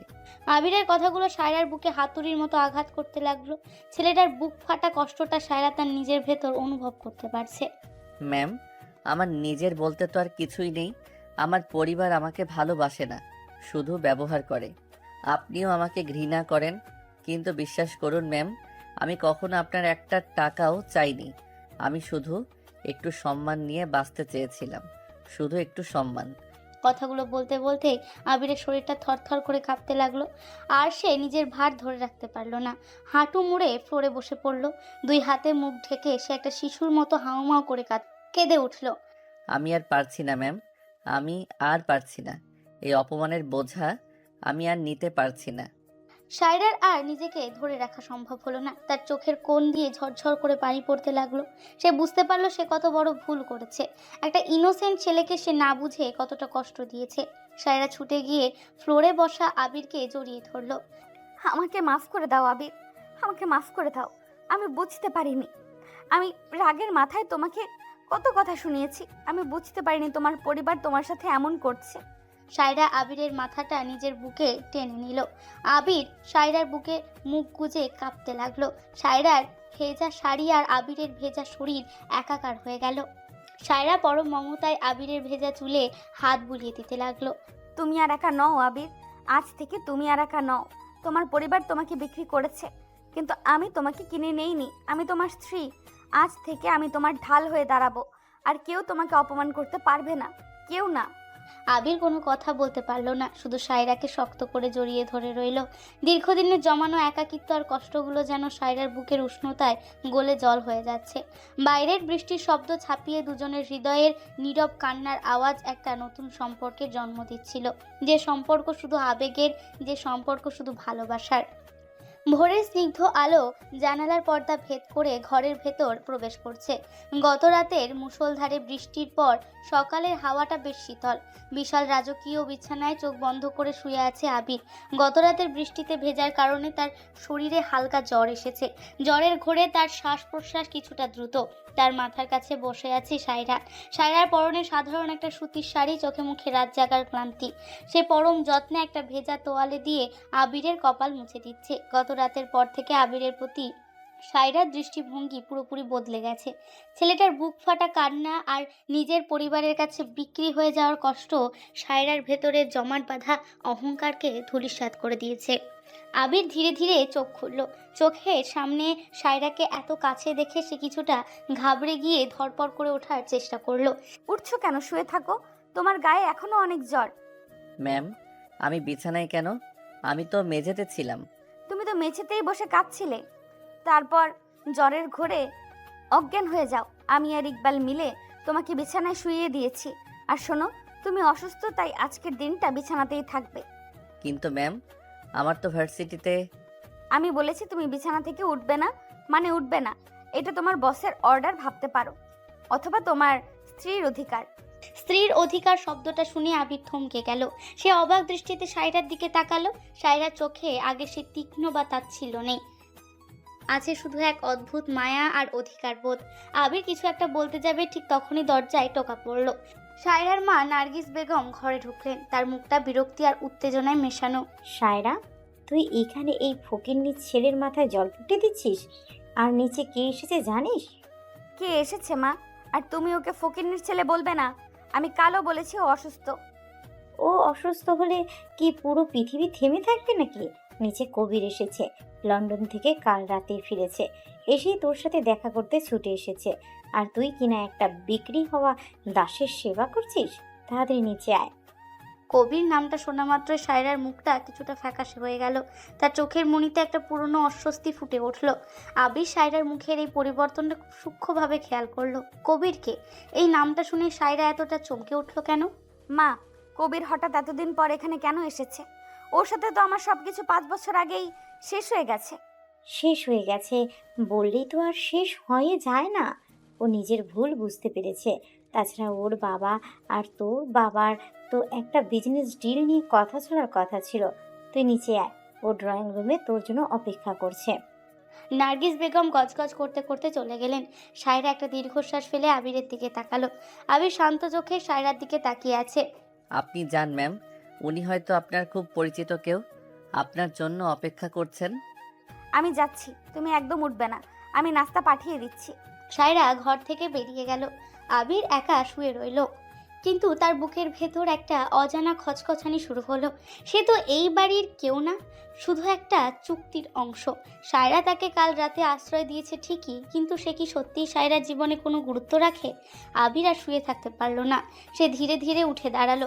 দুর্বল শরীরটা নিয়ে সে ওয়াশরুমে গিয়ে ফ্রেশ হয়ে নিল। তারপর নিজের পুরনো একটা শার্ট পরে আস্তে আস্তে সিঁড়ি দিয়ে নিচে নামতে লাগলো। ড্রয়িং রুমের কাছাকাছি আসতে সে থমকে দাঁড়ালো। ড্রয়িং রুমের রাজকীয় সোফায় বসে আছে এক সুদর্শন যুবক। পরনে দামি ব্র্যান্ডের স্যুট, চোখে মুখে একরাশ অহংকার আর আভিজাত্য। এটাই কবির। তার সামনে বসে আছে সায়রা, শওকত আলী এবং নার্গিস বেগম। ইউনো সায়রা, লন্ডনে এত বছর ছিলাম ঠিকই, কিন্তু তোমার কথা আমি এক মুহূর্তের জন্য বলতে পারিনি। আই ওয়াজ সো স্টুপিড যে তোমার মতো একটা মেয়েকে আমি। কবির, পাস্ট ইজ পাস্ট। আমি ওসব নিয়ে আর কথা বলতে চাই না। তুমি বিজনেস ডিলের কথা বলতে এসেছিলে, সেটা নিয়ে বাবার সাথে কথা বলতে পারো। আমি এখন বিবাহিত। কাম অন সায়রা, তুমি এই ম্যারেজটাকে একটা বিয়ে বলছো? আঙ্কেল আমাকে সব বলেছেন। তুমি তোমার বাবার জেদ রাখতে গিয়ে জালাল আঙ্কেলের ওই বাচ্চা ছেলেটাকে বিয়ে করেছো। ও তো এখনো ভার্সিটিতে পড়ে। তোমার আর ওর মাঝে কি কোনো ম্যাচ আছে? It's just charity project for you.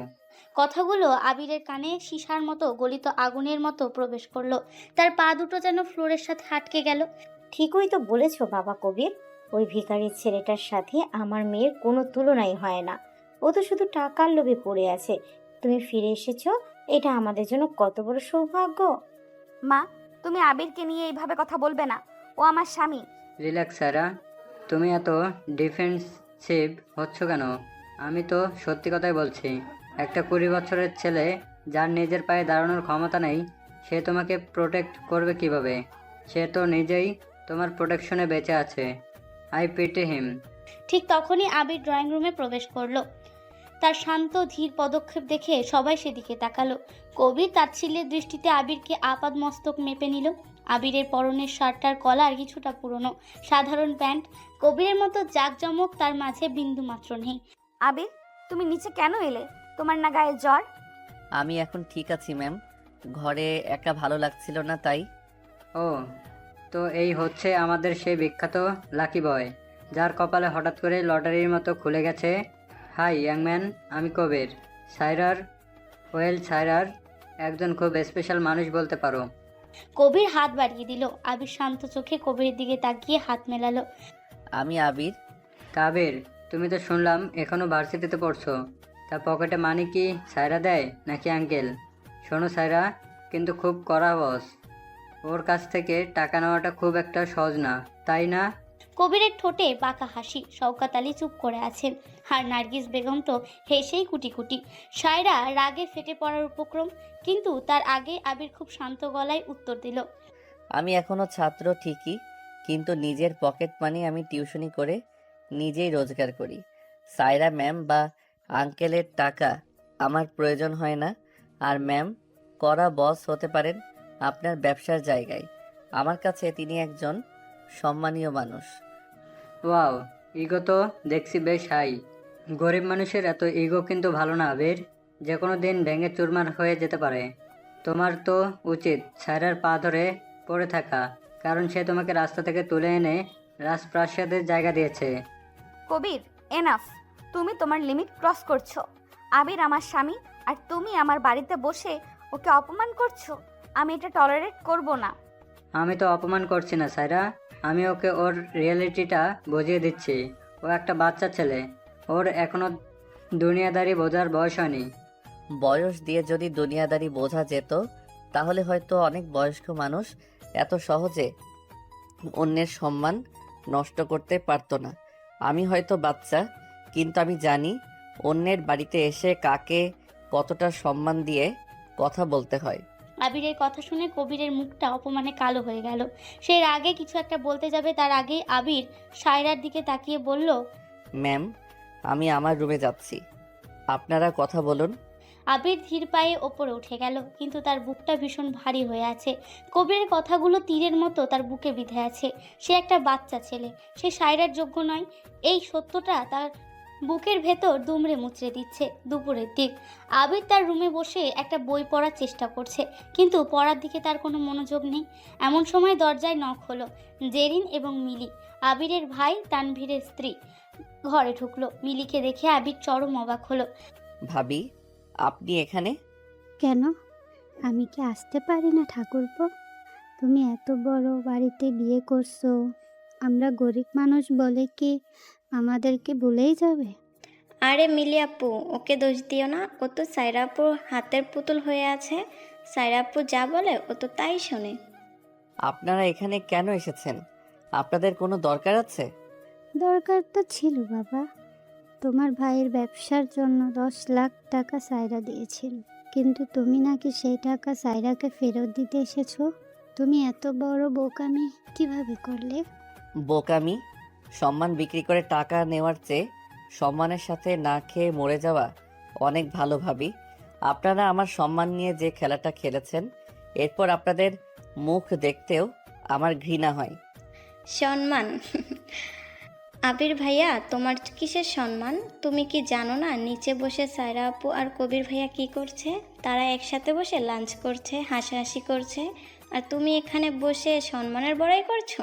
আবিরের বুকের ভেতরটা ছ্যাদ করে উঠল। তুমি বড্ড বোকা আবির। সায়রা তোমাকে ভালোবাসে না, ও শুধু তোমাকে ব্যবহার করছে ওর বাবার জেদ মেটানোর জন্য। ওর প্রথম এবং শেষ ভালোবাসা হচ্ছে ওই কবির। কবির বিদেশে চলে গিয়েছিল বলে সায়রা জেদ করে বসেছিল, এখন কবির ফিরে এসেছে। দেখো না, কিছুদিন পর তোমাকে ঘাড় ধাক্কা দিয়ে বের করে সায়রা ঠিকই কবিরকে বিয়ে করবে। এক্স্যাক্টলি, সায়রা আপু আর কবির ভাইয়াকে দেখলে মনে হয় দা are made for each other. আর তুমি তো সায়রা আপুর সামনে একটা দুধের বাচ্চা। তোমার মতো একটা ফকিন্নির ছেলেকে সায়রা আপু কেন ভালোবাসবে? তুমি তো জাস্ট একটা টেম্পোরারি কন্ট্যাক্ট। মিলি আর জেরিনের কথাগুলো আবিরের মাথার ভেতর বিষের মতো ছড়িয়ে পড়তে লাগলো। তার মনে হতে লাগলো, সত্যিই তো সায়রা এত সুন্দরী, এত বুদ্ধিমতী, এত বড় ব্যবসায়ী, আর সে তো কিছুই না। কাল রাতে সায়রা তাকে যে সান্ত্বনা দিয়েছিল, সেটা কি শুধুই তার করুণা ছিল? আবির কোনো কথা বলতে পারল না। তার নীরবতা দেখে মিলি আর জেরিন বাঁকা হাসি হেসে ঘর থেকে বেরিয়ে গেল। রাত প্রায় 11:30। আবির সোফায় শুয়ে চোখ বন্ধ করে আছে। তার চোখে ঘুম নেই, বুকের ভেতর একটা তীব্র যন্ত্রণা তাকে কুড়ে কুড়ে খাচ্ছে।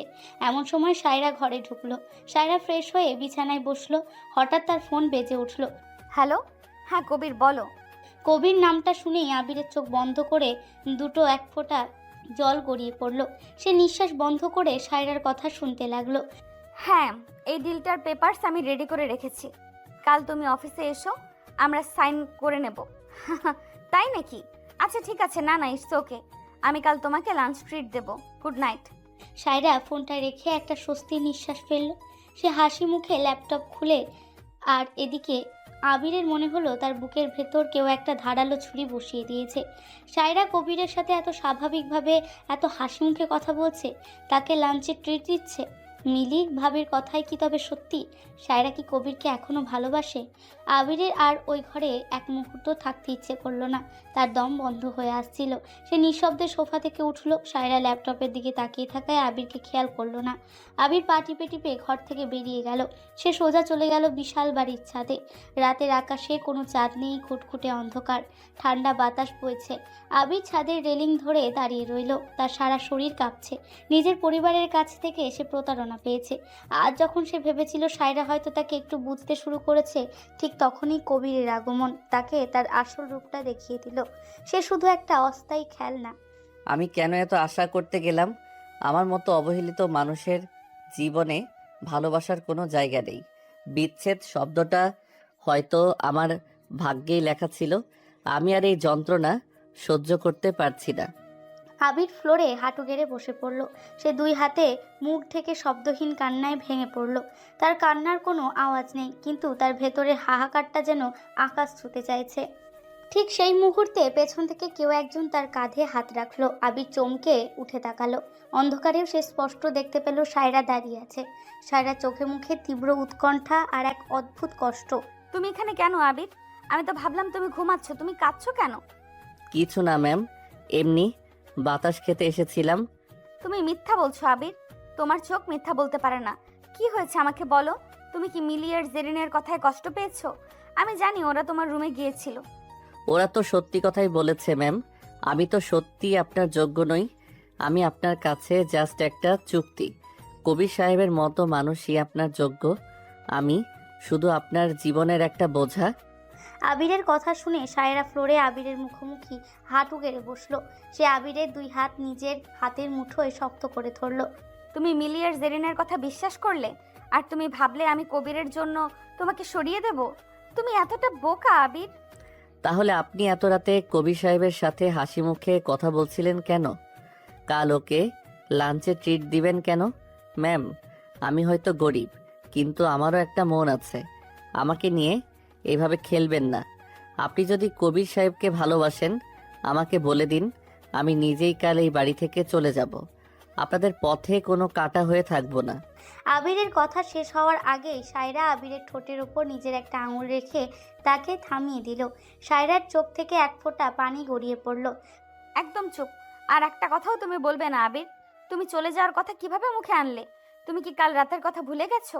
আমি তোমাকে কথা দিয়েছিলাম আমি তোমার ঢাল হয়ে দাঁড়াবো। তুমি কি ভেবেছো ওটা আমি শুধু ইমোশনাল হয়ে বলেছিলাম? তাহলে কবির সাহেব? কবির আমার অতীত আবির। একটা সময় আমি হয়তো ওকে পছন্দ করতাম, কিন্তু ও আমাকে ধোঁকা দিয়ে বিদেশে চলে গিয়েছিল। আজও ফিরে এসেছে শুধু ওর বাবার ব্যবসায়িক স্বার্থে। আমি ওর সাথে হাসি মুখে কথা বলছি কারণ আমি একজন ব্যবসায়ী। আমি ইমোশন নিয়ে বিজনেস চালাই না। আমি ওকে কাল লাঞ্চে ডেকেছি শুধু ডিলটা সাইন করানোর জন্য, অন্য কোনো কারণে নয়। সায়রা আবিরের মুখের ওপর থেকে এলোমেলো চুলগুলো সরিয়ে দিল। তার স্পর্শে এক অদ্ভুত মমতা আর অধিকারবোধ মিশে আছে। তুমি কাল আমাকে বিশ্বাস করতে বলেছিলে না? আজ আমি তোমাকে বলছি, তুমি আমাকে বিশ্বাস করো আবির। তুমি বাচ্চা নও, তুমি আমার স্বামী। আর আমার জীবনে কবির বা অন্য কারো কোনো জায়গা নেই। তুমি কখনো নিজেকে ছোট ভাববে না। আমার বাবার টাকা আছে বলে আমি বড়, আর তোমার নেই বলে তুমি ছোট। এই হিসাবটা আমি আজ থেকে মুছে ফেললাম। তুমি আমার বর্তমান, আর তুমি আমার ভবিষ্যৎ। সায়রার কথাগুলো আবিরের বুকের ভেতর জমে থাকা সব কষ্ট, সব ভয় এক নিমেষেই দূর করে দিল। সে সায়রার চোখের দিকে তাকিয়ে রইল। সায়রা ধীরে ধীরে আবিরকে নিজের বুকের ভেতর টেনে নিল। আবিরও সায়রাকে শক্ত করে জড়িয়ে ধরল। অন্ধকারের মাঝে ছাদের ওপর দুজন মানুষ এক অদ্ভুত আবেগের মায়াজালে আবদ্ধ হয়ে পড়ল। আবির বুঝতে পারল সে আর একা নয়। সায়রা সত্যিই তাকে আপন করে নিয়েছে। অন্যদিকে শহরের এক নামি দামি ক্লাবের ডিআইপি লাউঞ্জে বসে দামি মদ খাচ্ছে কবির। ঠিক তার সামনেই বসে আছে সায়রার আপন চাচা রিয়াজ উদ্দিন। রিয়াজ উদ্দিনের মুখে এক কুটিল হাসি। তা কবির, কাজ কত দূরে গেল? সাহারা কি ডিলটাই সাইন করতে রাজি হয়েছে? Deal done uncle. কাল লাঞ্চের সময় সারা ওই পেপারে সাইন করবে। ও ভাবছে ওটা একটা নর্মাল সাপ্লাই ডিল। ও তো জানে না যে ওই পেপারসের ভেতরে শওকত গ্রুপের 30% শেয়ার আমার নামে ট্রান্সফার হওয়ার একটা ক্লোজ লুকানো আছে। এক্সিলেন্ট। ওই শওকাত সারা জীবন আমাকে তার ভাই হিসেবে কোনো সম্মান দেয়নি। আমাকে শুধু একজন কর্মচারী বানিয়ে রেখেছে। এবার তার মেয়ের নিজের হাতে কোম্পানির শেয়ার আমাদের হাতে তুলে দিবে, আর আমরা দুজন মিলে শওকাত গ্রুপকে পুরোপুরি দখলে করে নেব। কিন্তু আঙ্কেল, ওই বাচ্চা ছেলেটা মানে আবির, ও কিন্তু একটা প্রবলেম হতে পারে। ছেলেটা দেখতে নিরীহ, কিন্তু চোখ দুটো বেশ ধারালো। ও যদি কিছু সন্দেহ করে। আরে রাখো তোমার আবির। ওই ফকিন্নির ছেলে তো জেরিন আর মিলির কথায় এমনিতেই ডিপ্রেশনে ভুগছে। ওকে এমন একটা ফাঁদে ফেলবো যে সাহারা নিজেই ওকে ঘাড় ধাক্কা দিয়ে বের করে দেবে। তুমি শুধু কাল সাইনটা কনফার্ম করো। সাহারা আর তার বাবার রাজত্ব এবার শেষ। কবির আর রিয়াজউদ্দিন অট্টহাসিতে ফেটে পড়ল। তারা তাদের নোংরা ষড়যন্ত্রের জাল বিছিয়ে প্রস্তুত। তারা জানে না সায়রা আর আবিরের মধ্যে যে বিশ্বাস আর ভালোবাসার সম্পর্ক আজ রাতে গড়ে উঠেছে, সেটা এই ষড়যন্ত্রের ঝড়ে কতটা টিকে থাকতে পারবে। এক ভয়ানক বিপদের কালো ছায়া সায়রা এবং কবিরের জীবনের দিকে ধেয়ে আসছে। সকালের ঝলমলে রোদ। সায়রা আজ খুব ফুরফুরে মেজাজে অফিসে এসেছে। গত রাতের পর থেকে তার বুকের ভেতর জমে থাকা একটা বিশাল পাথর যেন নেমে গেছে। আবিরের মতো একটা নিষ্পাপ আত্মসম্মান বোধ সম্পন্ন ছেলেকে স্বামী হিসেবে পেয়ে সে নিজেকে খুব ভাগ্যবতী মনে করছে। সায়রা নিজের কেবিনে বসে ল্যাপটপে কাজ করছিল। এমন সময় ম্যানেজার ইকবাল রুমে ঢুকলো। ম্যাম, কবির স্যার এসেছেন, উনি কনফারেন্স রুমে ওয়েট করছেন। ওকে পাঠিয়ে দাও। আর ওই ডিলের ফাইলটা রেডি তো? জি ম্যাম, সব রেডি। কিছুক্ষণ পর কবির মুখে একটা মেকি হাসি নিয়ে সায়রার কেবিনে প্রবেশ করলো। পরনে তার দামি ব্র্যান্ডের স্যুট। Good morning beautiful. আজ তোমাকে অন্য দিনের চেয়ে বেশি গ্লোয়িং লাগছে। সিক্রেটটা কি? নতুন কোনো স্পা নাকি কাল রাতের লাঞ্চের এক্সাইটমেন্ট? গুড মর্নিং কবির। সিক্রেটটা হলো মেন্টাল পিস। যাই হোক, তুমি বসো। ডিলের পেপারস রেডি। তুমি সাইন করলেই আমরা ফার্স্ট ফেজের কাজ শুরু করতে পারবো। এত তারা কিসের সায়রা? আমরা তো একটু পার্সোনাল কথাও বলতে পারি। কাল রাতে তুমি এত সুন্দর করে কথা বললে, আমার তো মনে হলো পুরনো দিনগুলো আবার ফিরে এসেছে। কবির, আমি একজন প্রফেশনাল মানুষ। কাজের জায়গায় পার্সোনাল কথা বলা আমার পছন্দ নয়। আর পুরনো দিনগুলো আমি অনেক আগেই মুছে ফেলেছি। এখন আমার জীবনে আবির ছাড়া আর কেউ নেই। তুমি প্লিজ ফাইলে সাইন করো। আবিরের নাম শুনে কবিরের চোয়াল শক্ত হয়ে গেল, কিন্তু সে সেটা বুঝতে না দিয়ে একটা বাঁকা হাসি দিল।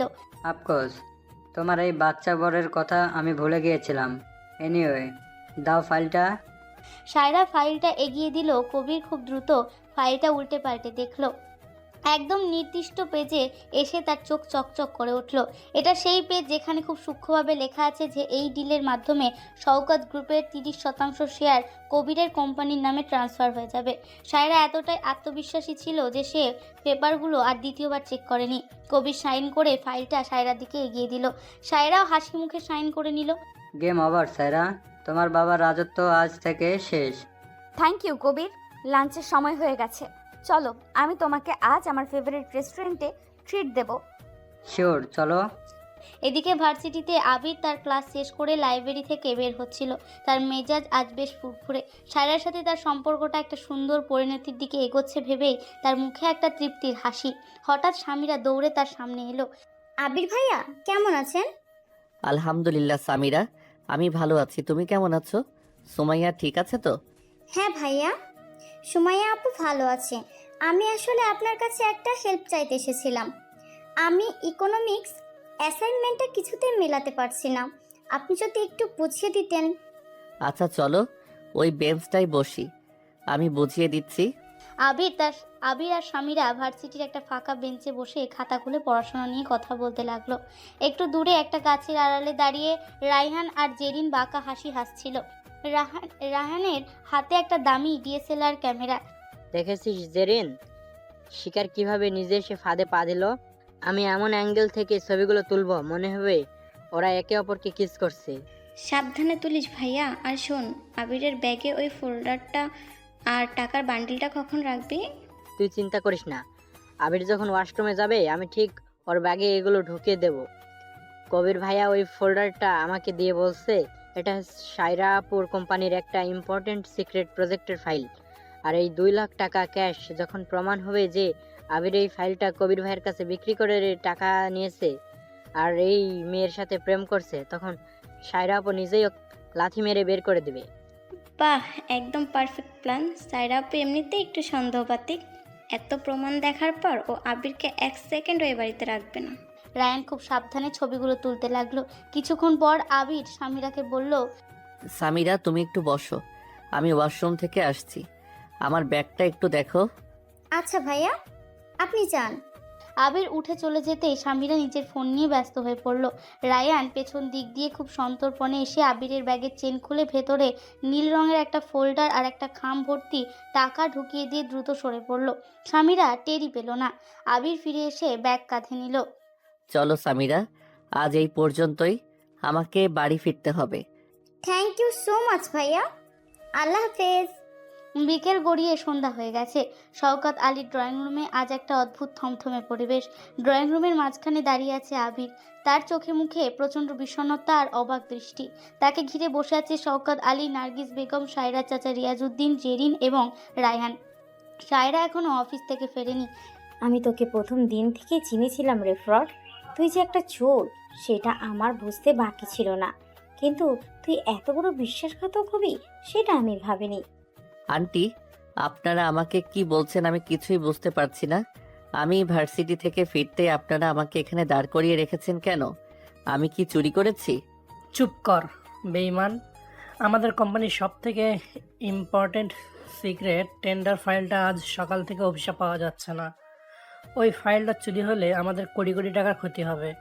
আর আমাদের কাছে পাক্কা ইনফরমেশন আছে যে ওই ফাইলটা তুই চুরি করেছিস। আমি আমি আপনাদের কোম্পানির ফাইল চুরি করতে যাব কেন? আমি তো আপনাদের অফিসেও যাই না। আপনারা আমাকে বিনা কারণে অপবাদ দিচ্ছেন আঙ্কেল। আবির, তুমি যদি এই কাজ না করে থাকো তাহলে সত্যিটা বলে দাও। আমি পুলিশ ডাকতে চাই না, কিন্তু আমার ভাই যখন বলছে তখন নিশ্চয়ই তার কাছে প্রমাণ আছে। মামা, প্রমাণ তো অবশ্যই আছে। ওর ব্যাগটা চেক করলেই সব প্রমাণ পাওয়া যাবে। এ আবির, তোর ব্যাগ দে। রায়ান জোর করে আবিরের কাছ থেকে ব্যাগটা ছিনিয়ে নিল। আবির বাধা দিতে গিয়েও থমকে গেল, কারণ সে জানে তার ব্যাগে বই খাতা ছাড়া কিছুই নেই। রায়ান ব্যাগটা উল্টে সোফার ওপর সব ঢেলে দিল। বই খাতার মাঝখান থেকে বেরিয়ে এলো একটা নীল রঙের ফোল্ডার আর একটা মোটা খাম। এই তো সেই টেন্ডার ফাইল আর এই খাম ভর্তি টাকা। কি আবির, এখন কি বলবি তুই? এই ফাইল তোর ব্যাগের ভিতরে কিভাবে এলো? আবির ফাইল আর টাকার খাম দেখে আক্ষরিক অর্থেই পাথর হয়ে গেল। তার চোখের সামনে পুরো পৃথিবীটা যেন ঘুরতে লাগলো। বিশ্বাস করুন, আমি কিছুই জানি না। এই ফাইল আর টাকা আমার ব্যাগে কে রেখেছে আমি সত্যিই জানি না। কেউ আমাকে ফাঁসানোর চেষ্টা করছে। ফাঁসানোর চেষ্টা করছে? তুই তো একটা নির্লজ্জ রে ভাই। কোম্পানির ফাইল বিক্রি করে তুই এই এত টাকা পেয়েছিস, আর শুধু ফাইল চুরি নয়, তোর চরিত্র যে কত নোংরা সেটা তুই দেখবি। জেরিন তার ফোনটা বের করে কয়েকটা ছবি শওকত আলী আর নার্গিস বেগমের সামনে ধরলো। ছবিগুলোতে দেখা যাচ্ছে আবির আর স্বামীরা খুব ঘনিষ্ঠভাবে বসে আছে। একটা ছবিতে মনে হচ্ছে আবির স্বামীরাকে কিস করছে। হায় হায়, এত বড় সর্বনাশা ছেলে আমার মেয়ের জীবনটা ধ্বংস করে দিল। বউ রেখে ভার্সিটিতে একটা মেয়ের সাথে নোংরামি করছে। ছি শওকত, তুমি এখনই একে ঘাড় ধাক্কা দিয়ে বের করে দাও। না, ছবিগুলো এডিটেড। আমি সামিরাকে শুধু পড়া বোঝাচ্ছিলাম। এগুলো সব মিথ্যা। আঙ্কেল, আপনারা আমাকে বিশ্বাস করুন, আমি এরকম কিছু করিনি। কেউ খুব বড় একটা ষড়যন্ত্র করেছে আমার বিরুদ্ধে। ঠিক সেই মুহূর্তে ড্রয়িং রুমে প্রবেশ করলো সায়রা। তার চোখে মুখে চরম ক্লান্তি। সেই ড্রয়িং রুমের অবস্থা দেখে থমকে দাঁড়ালো। এখানে কি হচ্ছে? আবির, তুমি এখানে দাঁড়িয়ে আছো কেন? আর টেবিলে কোম্পানির নীল ফাইলটা কি করছে? ভালোই হলো তুই এসেছিস সাহারা। দেখ তোর ইনোসেন্ট স্বামীর আসল চেহারা। এই ফাইলটা ও চুরি করে ওর ব্যাগে লুকিয়ে রেখেছিল বিক্রি করার জন্য। আর এই খাম ভর্তি 2 লাখ টাকা হলো ওর অ্যাডভান্স। কি? আবির ফাইল চুরি করেছে? অসম্ভব। আবির এমন কাজ করতেই পারে না। চাচা, আপনি নিশ্চয়ই ভুল বলছেন। সায়রা আপু, তুই এখনও ওকে বিশ্বাস করছিস? দেখ, ওর ব্যাগ থেকে এগুলো বের হয়েছে। আর শুধু চুরি নয়, তুই ওর এই ছবিগুলো দেখ। জেরিন ফোনটা সায়রার হাতে দিল। সায়রা ছবিগুলোর দিকে তাকালো। তার বুকের ভেতরটা ধক করে উঠলো। আবির একটা মেয়ের সাথে এত ঘনিষ্ঠভাবে বসে আছে। সায়রার হাত কাঁপতে লাগলো। আবির, এসব কি? এই ছবিগুলো কিসের? আর এই ফাইল তোমার ব্যাগে কেন? ম্যাম, বিশ্বাস করুন, আমি কিচ্ছু জানি না। ওরা আমাকে ফাঁসিয়েছে। আমি সামিরাকে শুধু পড়া বোঝাচ্ছিলাম। রায়হান ভাইয়া আর জেরিন আপু মিলে এই চক্রান্ত করেছে ম্যাম। আপনি আমাকে কাল রাতে কথা দিয়েছিলেন না যে আপনি আমাকে বিশ্বাস করবেন? প্লিজ ম্যাম, আজ আমার আপনার বিশ্বাসটা খুব দরকার। আপু, তুই ওর কথা বিশ্বাস করিস না। ও একটা চোর, একটা ফ্রড। ও তোর বাবার টাকার লোভে তোকে বিয়ে করেছে, আর এখন তোদের কোম্পানি ধ্বংস করতে চাইছে। সায়রা, তুই যদি আজ এই কুলাঙ্গারকে বাড়ি থেকে বের না করিস তবে তুই আমার মরা মুখ দেখবি। ও আমার সম্মান মাটিতে মিশিয়ে দিয়েছে। সায়রা চুপ করে দাঁড়িয়ে রইল। তার মাথার ভেতর সব এলোমেলো হয়ে যাচ্ছে। একদিকে আবিরের চোখের জল, আরেকদিকে কোম্পানির ফাইল, খাম ভর্তি টাকা আর ওই ছবিগুলো। সায়রা একজন প্র্যাকটিক্যাল মানুষ। সে সবসময় প্রমাণে বিশ্বাস করে। তার চোখের সামনে এত বড় প্রমাণ জল করছে। তার নিজের চাচা আর বাবা মা ওকে দোষী বলছে। সায়রার বুকের ভেতরটা ফেটে যাচ্ছিল। সে আবিরের হাতটা আস্তে করে ছাড়িয়ে নিল। ম্যাম, আপনি হাত ছাড়িয়ে নিলেন? আপনিও আমাকে বিশ্বাস করছেন না? আমি কি করে বিশ্বাস করব আবির? প্রমাণগুলো তো তোমার বিরুদ্ধে কথা বলছে। এই ফাইলটা আমার কেবিনে ছিল, এটা তোমার ব্যাগে গেল কি করে? আর ওই মেয়েটার সাথে তুমি এত ঘনিষ্ঠভাবে। প্রমাণ? আপনারা শুধু প্রমাণ দেখতে পান ম্যাম। আমি যে আপনার সামনে দাঁড়িয়ে কাঁদছি, আমার চোখের জলটা কি আপনার কাছে প্রমাণ মনে হয় না? আমি আপনাকে বলেছিলাম আমার আত্মসম্মান ছাড়া আর কিছু নেই। আমি কেন ফাইল চুরি করব? আমি কেন আপনার সাথে বেইমানি করব? বেশি কথা বলিস না ফকিন্নি। সাহারা, তুই কি এখনো পুলিশ ডাকবি নাকি ওকে ঘাড় ধাক্কা দিয়ে বের করে দিবি? আবির সায়রার চোখের দিকে তাকিয়ে রইল। সে চাইছে সায়রা একবার শুধু বলুক, আমি তোমাকে বিশ্বাস করি আবির। কিন্তু সায়রা মাথা নিচু করে ফেলল। প্রমাণের চাপে আর পরিবারের চাপে সে আজ আবিরের পাশে দাঁড়াতে পারল না। তার নীরবতা আবিরের বুকে হাজারটা ছুরির মতো বিঁধতে লাগলো। ম্যাম, আপনি চুপ করে আছেন কেন? আপনি শুধু একবার বলুন যে আপনি জানেন আমি চোর নই।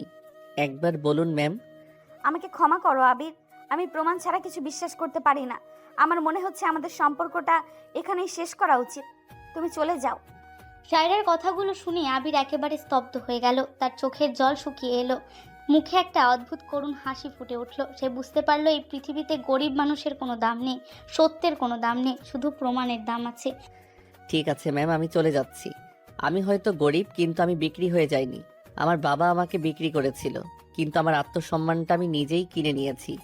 আবির তার ব্যাগটা ফ্লোর থেকে তুলে নিল। সে শওকত আলী আর নার্গিস বেগমের দিকে একবার তাকালেন, তারপর সায়রার দিকে ঘুরে দাঁড়ালো। ম্যাম, একটা কথা সব সময় মনে রাখবেন। বিচ্ছেদ হয়তো আমার ভাগ্যে লেখা ছিল, কিন্তু বিশ্বাসহীনতা আমার প্রাপ্য ছিল না। আপনি কাল রাতে আমাকে যে বিশ্বাসটা দিয়েছিলেন, আজ প্রমাণের অজুহাতে সেটা কেড়ে নিলেন। ভালোবাসা প্রমাণ দিয়ে হয় না ম্যাম, মন দিয়ে হয়। আপনার হয়তো অনেক টাকা আছে, কিন্তু একটা মানুষকে বিশ্বাস করার মতো বড় মন আপনার নেই। ভালো থাকবেন আপনারা। আবির আর এক মুহূর্ত দাঁড়ালো না। সে ধীর পায়ে ড্রয়িং রুম থেকে বেরিয়ে গেল। কেউ তাকে আটকালো না। সায়রা শুধু ফ্যাল ফ্যাল করে আবিরের যাওয়ার পথের দিকে তাকিয়ে রইল। তার বুকের ভেতরটা দুমড়ে মুচড়ে যাচ্ছে। তার মনে হচ্ছে সে জীবনের সব থেকে বড় ভুলটা করে ফেললো। সে ফ্লোরে বসে দু হাতে মুখ ঢেকে কাঁদতে লাগলো। রিয়াজউদ্দিন আর জেরিন মুখে চাওয়াচাওয়ি করে একটা শয়তানি হাসি হাসলো। আবির বাড়ি থেকে বেরিয়ে যাওয়ার 10 মিনিট পর ড্রয়িং রুমের পরিবেশ তখনও ঘুমট। সায়রা সোফায় বসে কাঁদছে। এমন সময় বাড়ির বয়োজ্যেষ্ঠ দারোয়ান রহমত চাচা খুব সাবধানে ভয়ে ভয়ে ড্রয়িং রুমে প্রবেশ করলেন। তার হাতে একটা পেন ড্রাইভ। মা জননী, সাইরা মা, আমি কি একটা কথা বলতে পারি? কি হয়েছে রহমত? তুমি এখানে কেন? দেখছো না বাড়ির অবস্থা ভালো না? সাহেব, আমি সব শুনছি। আপনারা আবির বাবাকে ভুল বুঝে বাড়ি থেকে বের করে দিলেন। আবির বাবা শোন না সাহেব, উনি দেবতার মতো মানুষ। তুই কি পাগল হয়েছিস রহমত? তুই ওই ফকিন্নির ছেলের হয়ে সাফাই গেছিস? না বেগম সাহেবা, আমি সত্যি কথা বলছি। সাইরা মা, আপনি এই পেন ড্রাইভটা একটু ল্যাপটপে চালিয়ে দেখেন, তাহলে সব বুঝতে পারবেন। এটা কি রহমত চাচা?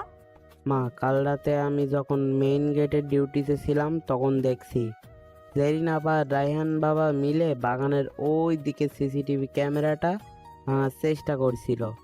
আমার সন্দেহ হয়, আমি আজ সকালে টেকনিশিয়ান ডেকে ওই ক্যামেরার ফুটেজটা এই পেন ড্রাইভে নিছি।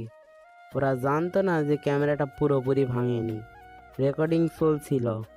রহমতের কথা শুনে রিয়াজউদ্দিন, জেরিন আর রায়ানের মুখ ফ্যাকাশে হয়ে গেল। তারা পালাতে চাইলো, কিন্তু শওকত আলী কড়া গলায় তাদের দাঁড় করিয়ে রাখলেন। সায়রা দ্রুত ল্যাপটপটা অন করে পেন ড্রাইভ লাগালো। ল্যাপটপের স্ক্রিনে ফুটেজটা প্লে হতেই সায়রার চোখ কপালে উঠে গেল। ফুটেজে স্পষ্ট দেখা যাচ্ছে জেরিন আর রায়হান বাগানে দাঁড়িয়ে কথা বলছে। ভিডিওর অডিও খুব একটা ক্লিয়ার না হলেও তাদের কথাগুলো স্পষ্ট বোঝা যাচ্ছে। জেরিন, তুই চিন্তা করিস না। কবির ভাইয়া ওই নীল ফাইলটা আমাকে দিয়েছে। আবির যখন ওয়াশরুমে যাবে, আমি ওর ব্যাগে ফাইলটা আর টাকাটা ঢুকিয়ে দেব। আর ওই সামিরা মেয়েটার সাথে ওর ছবিগুলো এমনভাবে তুলবো, মনে হবে ওরা প্রেম করছে। সায়রা আপু এমনিতেই সন্দেহবাতিক, আবিরকে ও লাথি মেরে বের করে দেবে। পারফেক্ট। সায়রা আপুর ওই ভিখারি বরকে আজই এই বাড়ি থেকে তাড়াতে হবে। আর কবির ভাইয়াও আজ ওই ডিলটায় সাইন করে কোম্পানির শেয়ারগুলো নিজের নামে করে নেবে। ভিডিওটা শেষ হতেই পুরো ড্রয়িং রুমে পিনপতন নীরবতা নেমে এলো। সায়রা ল্যাপটপের স্ক্রিনের দিকে তাকিয়ে স্তব্ধ হয়ে বসে আছে। তার কানের কাছে আবিরের কথাগুলো বাজতে লাগলো। বিচ্ছেদ হয়তো আমার ভাগ্যে লেখা ছিল, কিন্তু বিশ্বাসহীনতা আমার প্রাপ্য ছিল না। চাচা, জেরিন, তোমরা এত বড় বেইমানি করলে আমার সাথে? আমার কোম্পানির শেয়ার চুরি করার প্ল্যান আর আমার নির্দোষ স্বামীকে ফাঁসানোর চক্রান্ত। সাহারা মা, তুই ভুল বুঝছিস। এটা কোনো ফেক ভিডিও। চুপ কর বেঈমান! তুই আমার আপন ভাই হয়ে আমার সাথে এত বড় বেঈমানি করলি? তোর ছেলে মেয়ে মিলে এই নিষ্পাপ ছেলেটার জীবনটা ধ্বংস করতে চাইলো। Get out, get out! তোদের মুখ যেন আর আমি কোনোদিন না দেখি। আমি এখনই পুলিশকে ফোন করছি। রিয়াজউদ্দিন, জেরিন আর রায়ান ভয়ে কাঁপতে কাঁপতে বাড়ি থেকে বেরিয়ে গেল। নার্গিস বেগম মাথায় হাত দিয়ে সোফায় বসে পড়লেন। তিনি আজ বুঝতে পারলেন তিনি কত বড় ভুল করেছেন। আমি কি করলাম বাবা? আমি আমার আবিরকে বিশ্বাস করতে পারলাম না। ও আমার দিকে তাকিয়ে শুধু একটা বিশ্বাসের ভিক্ষে চেয়েছিল, আর আমি ওকে চোর অপবাদ দিয়ে বের করে দিলাম। আমি কত বড় অপরাধী বাবা। কাঁদিস না মা, আবির এখনো বেশি দূর যায়নি। তুই এখনোই যা, ওকে ফিরিয়ে নিয়ে আয়, ওর কাছে ক্ষমা চা। ওই ছেলেটা সত্যিই একটা হীরা, আর আমরা ওকে কাঁচ ভেবে ভুল করেছি রে মা। সায়রা আর এক মুহূর্ত দেরি করলো না। সে পাগলের মতো দৌড়ে বাড়ি থেকে বেরিয়ে গেল। তার চোখে অনবরত জল ঝরছে। সে জানে না আবির কোথায় গেছে, কিন্তু সে জানে আবিরকে তার খুঁজে বের করতেই হবে। নিজের বিশ্বাসহীনতার প্রায়শ্চিত্ত তাকে করতে হবে। রাতের অন্ধকার ঘনিয়ে আসছে, আর সায়রা তার ভালোবাসাকে খুঁজতে রাস্তার পর রাস্তা পাগলের মতো ছুটছে। রাতের ঢাকা শহর, আকাশের মুখ ভারী ভীষণ। গরুগম্ভীর গর্জনে মেঘ ডাকছে, আর তার সাথে শুরু হয়েছে মুষলধারে বৃষ্টি। সায়রা নিজের গাড়িটা পাগলের মতো ড্রাইভ করছে। তার চোখ দুটো বেয়ে অনবরত জল গড়িয়ে পড়ছে স্টিয়ারিং হুইলের ওপর।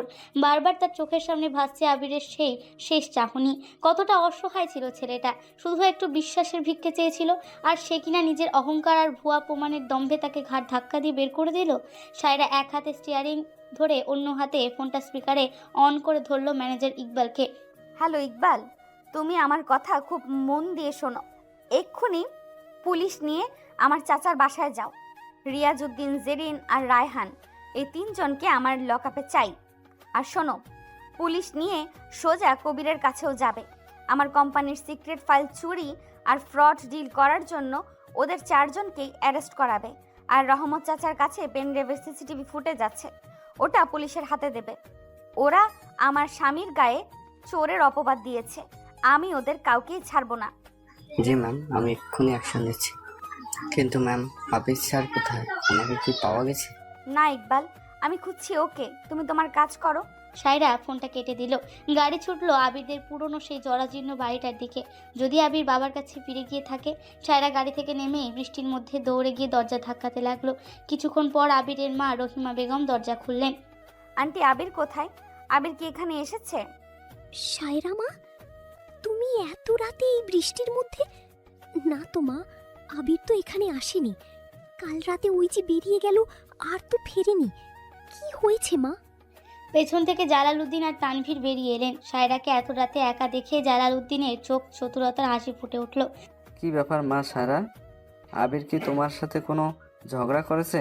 তুমি চিন্তা করো না, আমি ওকে পেলে আচ্ছা করে বুঝিয়ে দেব। ও আসলে এখনো তো ছোট, অনেক কিছুই বোঝে না। আপনারা সত্যিই খুব জঘন্য মানুষ আঙ্কেল। নিজের ছেলেকে টাকার কাছে বিক্রি করে দিয়ে এখন বড় বড় কথা বলছেন।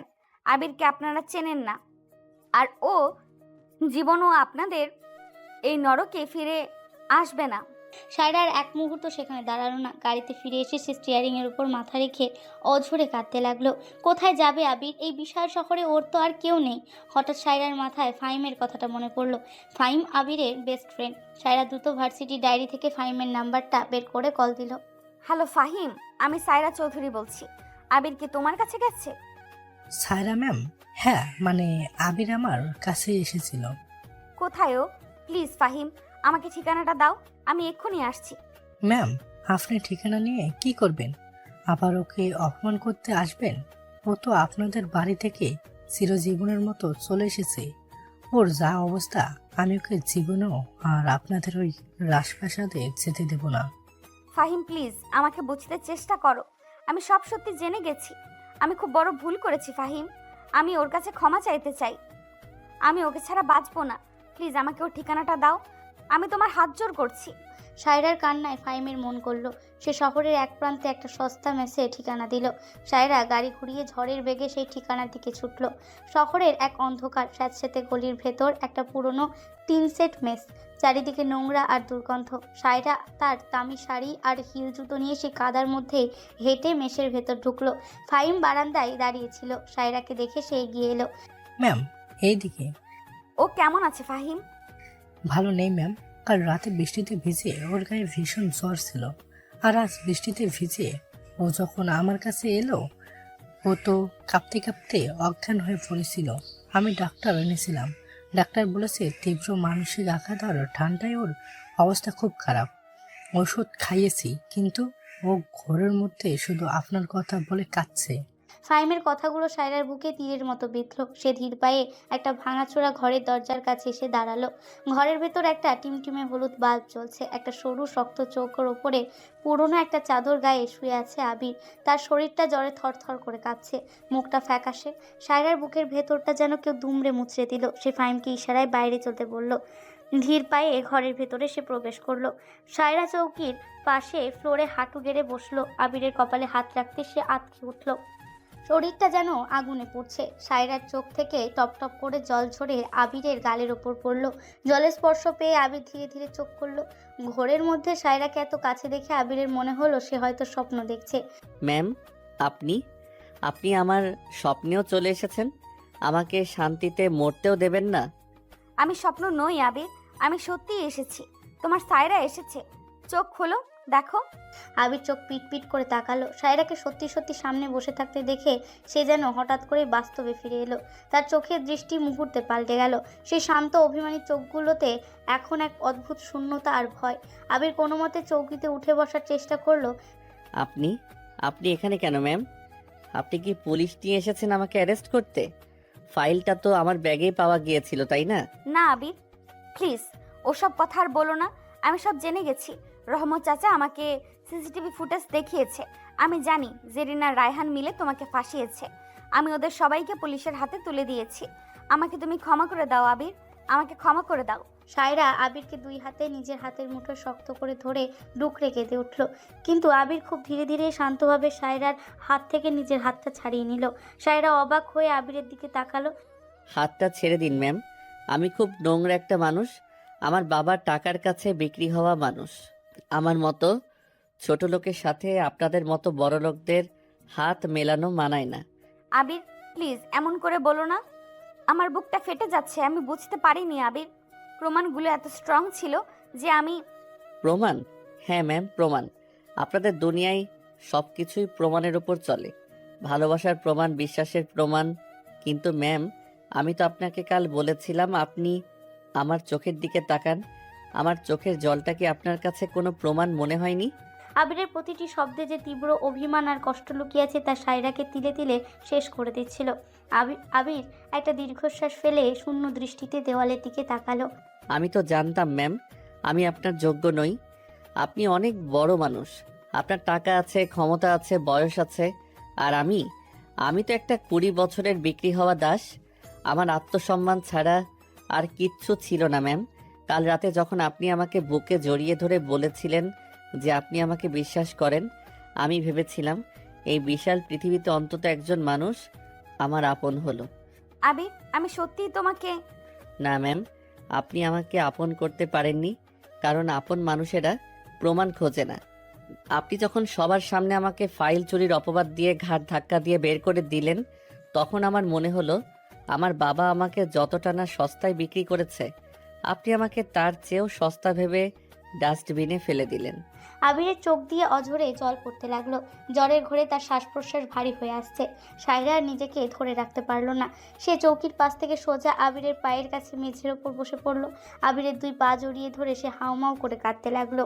আমাকে তুমি যে কোনো শাস্তি দাও আবির, আমাকে তুমি গালাগালি করো, আমাকে মারো, কিন্তু আমাকে এতটা দূরে ঠেলে দিও না। আমি প্র্যাকটিক্যাল দুনিয়ায় বড় হয়েছি আবির।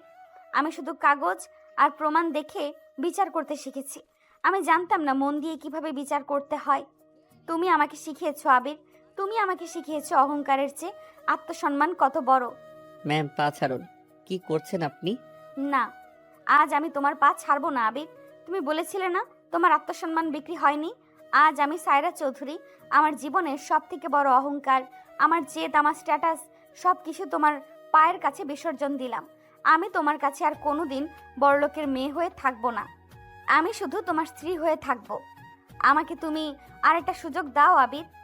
সায়রার এই চূড়ান্ত আত্মসমর্পণ দেখে আবির স্তব্ধ হয়ে গেল। যে মেয়েটা অহংকারে কেউ তার সামনে কথা বলতে পারতো না, যে মেয়েটা তাকে সবসময় তাচ্ছিল্য করেছে, সেই মেয়েটা আজ কাদামাখা ফ্লোরে বসে তার পা জড়িয়ে ধরে বাচ্চাদের মতো কাঁদছে। আবিরের বুকের ভেতরে সে অভিমানের শক্ত পাথরটা এবার বলতে শুরু করলো।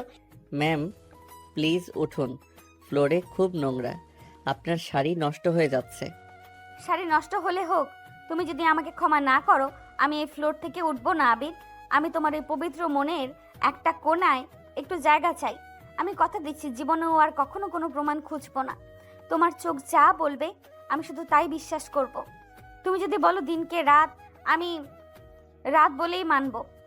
শুধু আমাকে একা করে দিও না আবির। আবির ধীরে ধীরে ফ্লোর থেকে সায়রাকে টেনে তুললো। সায়রার মুখটা কান্নায় লাল হয়ে আছে, কাজল লেপটে একাকার। আবির তার কাঁপতে থাকা 2 হাত দিয়ে সায়রার গালে চোখের জল মুছে দিল। আমি তো আপনাকে আগেই ক্ষমা করে দিয়েছি ম্যাম।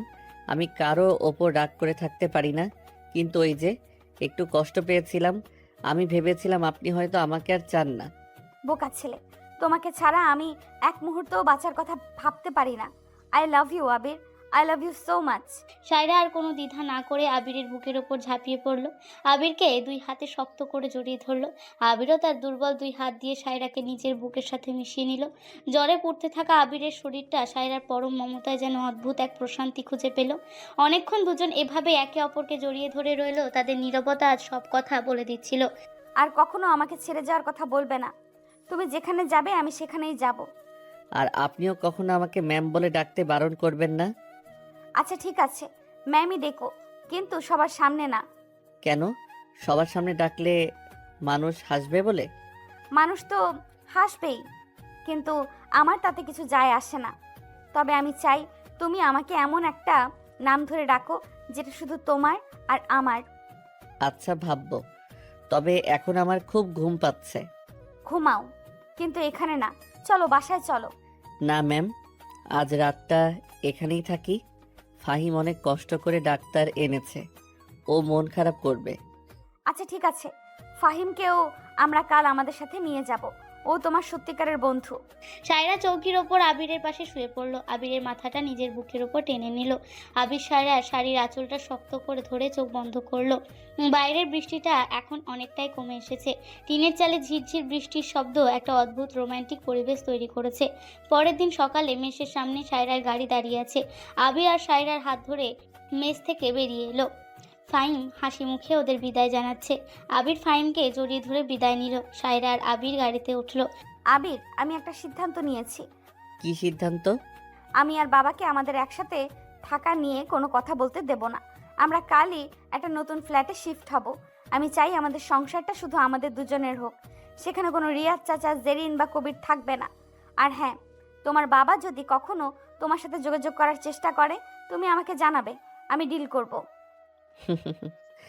আপনি তো দেখছি সত্যি সত্যি আমার ঢাল হয়ে গেলেন। তো বউ তো বরের ঢাল হবেই। তুমিও তো আমার সম্মান বাঁচিয়েছো। সায়রা গাড়ি স্টার্ট দিল। গাড়ি চলতে শুরু করলো শহরের এক নতুন ঠিকানার দিকে। আবির জানালার বাইরে তাকিয়ে একটা গভীর শ্বাস নিল। তার জীবনের সব থেকে অন্ধকার অধ্যায়টা আজ শেষ হলো। অসম বয়সের একটা জোর করে চাপিয়ে দেওয়া সম্পর্ক আজ পরিণত হয়েছে এক পবিত্র ভালোবাসায়, যেখানে কোনো ইগো নেই, টাকার অহংকার নেই, আছে শুধু একে অপরের প্রতি সম্মান আর অগাধ বিশ্বাস। সায়রা এক হাতে স্টিয়ারিং ধরে অন্য হাতে আবিরের হাতটা শক্ত করে ধরলো। আবির সায়রার হাতের ওপর আরেকটা নিজের হাত রাখলো। দুজন দুজনের দিকে তাকিয়ে একটা মিষ্টি হাসি দিল। তাদের এই হাসিতে লুকিয়ে আছে আগামী সুন্দর দিনের প্রতিশ্রুতি।